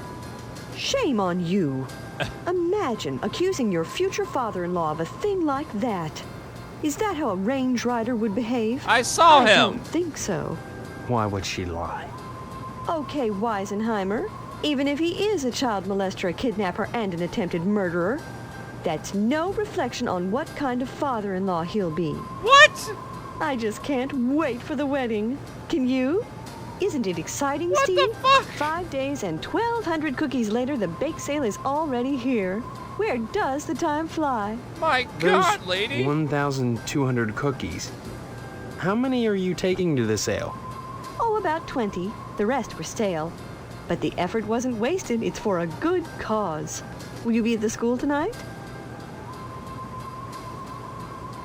I wouldn't miss it. That's nice, dear. It's good to be open to new experiences. Good cause. How exactly is this bake sale supposed to benefit hobos and tramps? Mr. Moynihan over at the Wayfarer Hotel can tell you more about that. Either way, I think you should be at the school tonight. Mr. Moynihan? What does Moynihan have to do with this bake sale? He was the one who suggested it. I thought the lodge was sponsoring it. Is he a member? No, but he has ties to the order, and he's intimately acquainted with the problem. He not only runs the hotel, he's also the mortician. Don't forget to put the papers out for Jimmy. You know how he gets.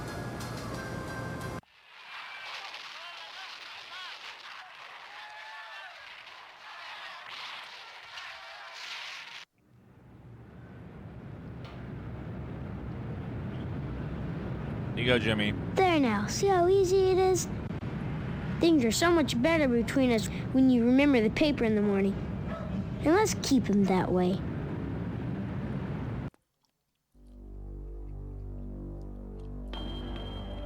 Let's try the broom closet again. Nope. Oh, well, no bat this playthrough.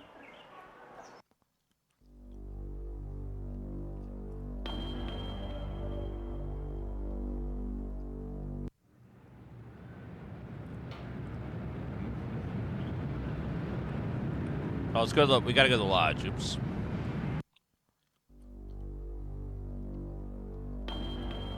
Hello. And here it is, the object Dodd. Imported Venetian glass and Italian dreams. You have done well. An unfortunate side effect that Pastorelli was electrocuted because you left live wires in a puddle on the floor. But as those with affectations of worldliness say, c'est la vie. Pastorelli took a big spill, a permanent one. Yes, a barber cut down in his prime. Of course, you only wanted the bowl, but that hardly matters now. Your final assignment is to set a fire in DNA's diner and let the French fry where they may. All right, any suggestions? Yes, I suggest you succeed. Beyond that, you must find your own answers. Members of the Order must be resourceful and cunning. So must you be to become one with them. Tonight, the bake sale commences. Soon, the annual harvest blood drive will be at hand. When sacrifice will be the order of the day, your time in harvest grows short.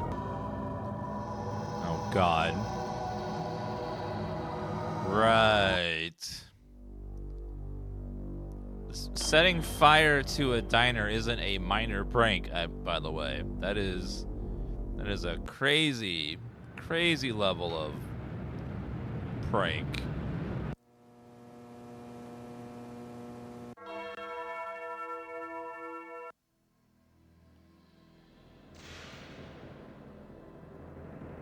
Young man lies motionless in the casket, red stains visible on his shirt and boots.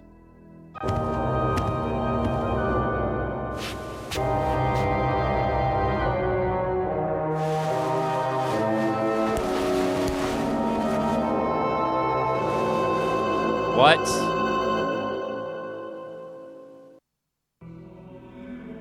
Was that an animal?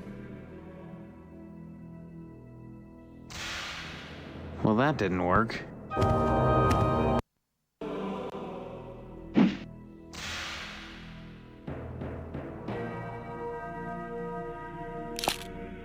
Took a photo of the body. Right. Let's go talk to him. Mr. Moynihan. Young man, we really have nothing to say to each other. I have the feeling your innards shall soon adorn my slab, and I'd rather not know the face of the meat I'm slicing. Ew. It seems that, like some elephant's graveyard, people of low station come to harvest to die. They simply drop dead, penniless, and they all need burials. Thanks for playing Like these little that games. corpse Great in the background chapel. entertainment. You're welcome. Oh, God knows, by putting these people up, I do. Sure. Did you make it? We did this. choice. Corpse. The corpse reclining in the chapel right now is a prime example of the difficulties I face. For unfathomable reasons, this bum decided to wander into Harvest and summarily drop dead. Just like that? Indeed. He died of purely natural causes. Of that I have no doubt. But why We come to listened to a lot Harvest to already, die? You say this happens often. Isn't that a little too much of a coincidence? I've often puzzled over the situation myself.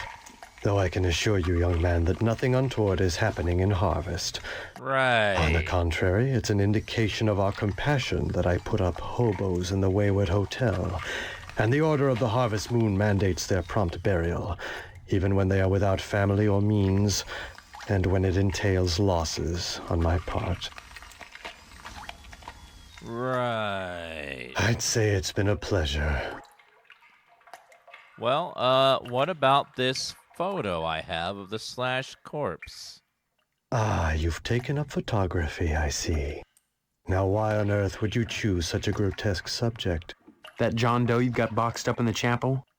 He didn't just drop dead. Someone helped him take the plunge. You may be right. I'm a mortician, not a medical examiner. You don't have to be to know that being ripped to shreds can be detrimental to your health.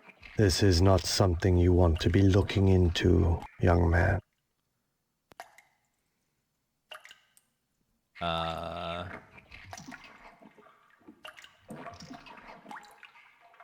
Is that a threat? I've got the goods on you, not vice versa. Got the goods, have you? You're in Harvest, my young friend. Have you tried the road out of town yet? Do so, and you may question exactly who has who. Look, are you going to tell me what I want to know, or do I go to the sheriff with these pictures? That would be a grave mistake, I assure you. I've told you all I can. My losses have been substantial of late, so I can't offer you money. The only thing I can give you in exchange for the photographs is my tube of astro glue. I do suggest you take it, for it's all you'll get from me. All right, it's a trade. A wise decision. When a wasp's nest is stirred up, it is seldom the wasps who grieve later. Thank you for the glue, though. Astro glue. Sounds like another real-life product.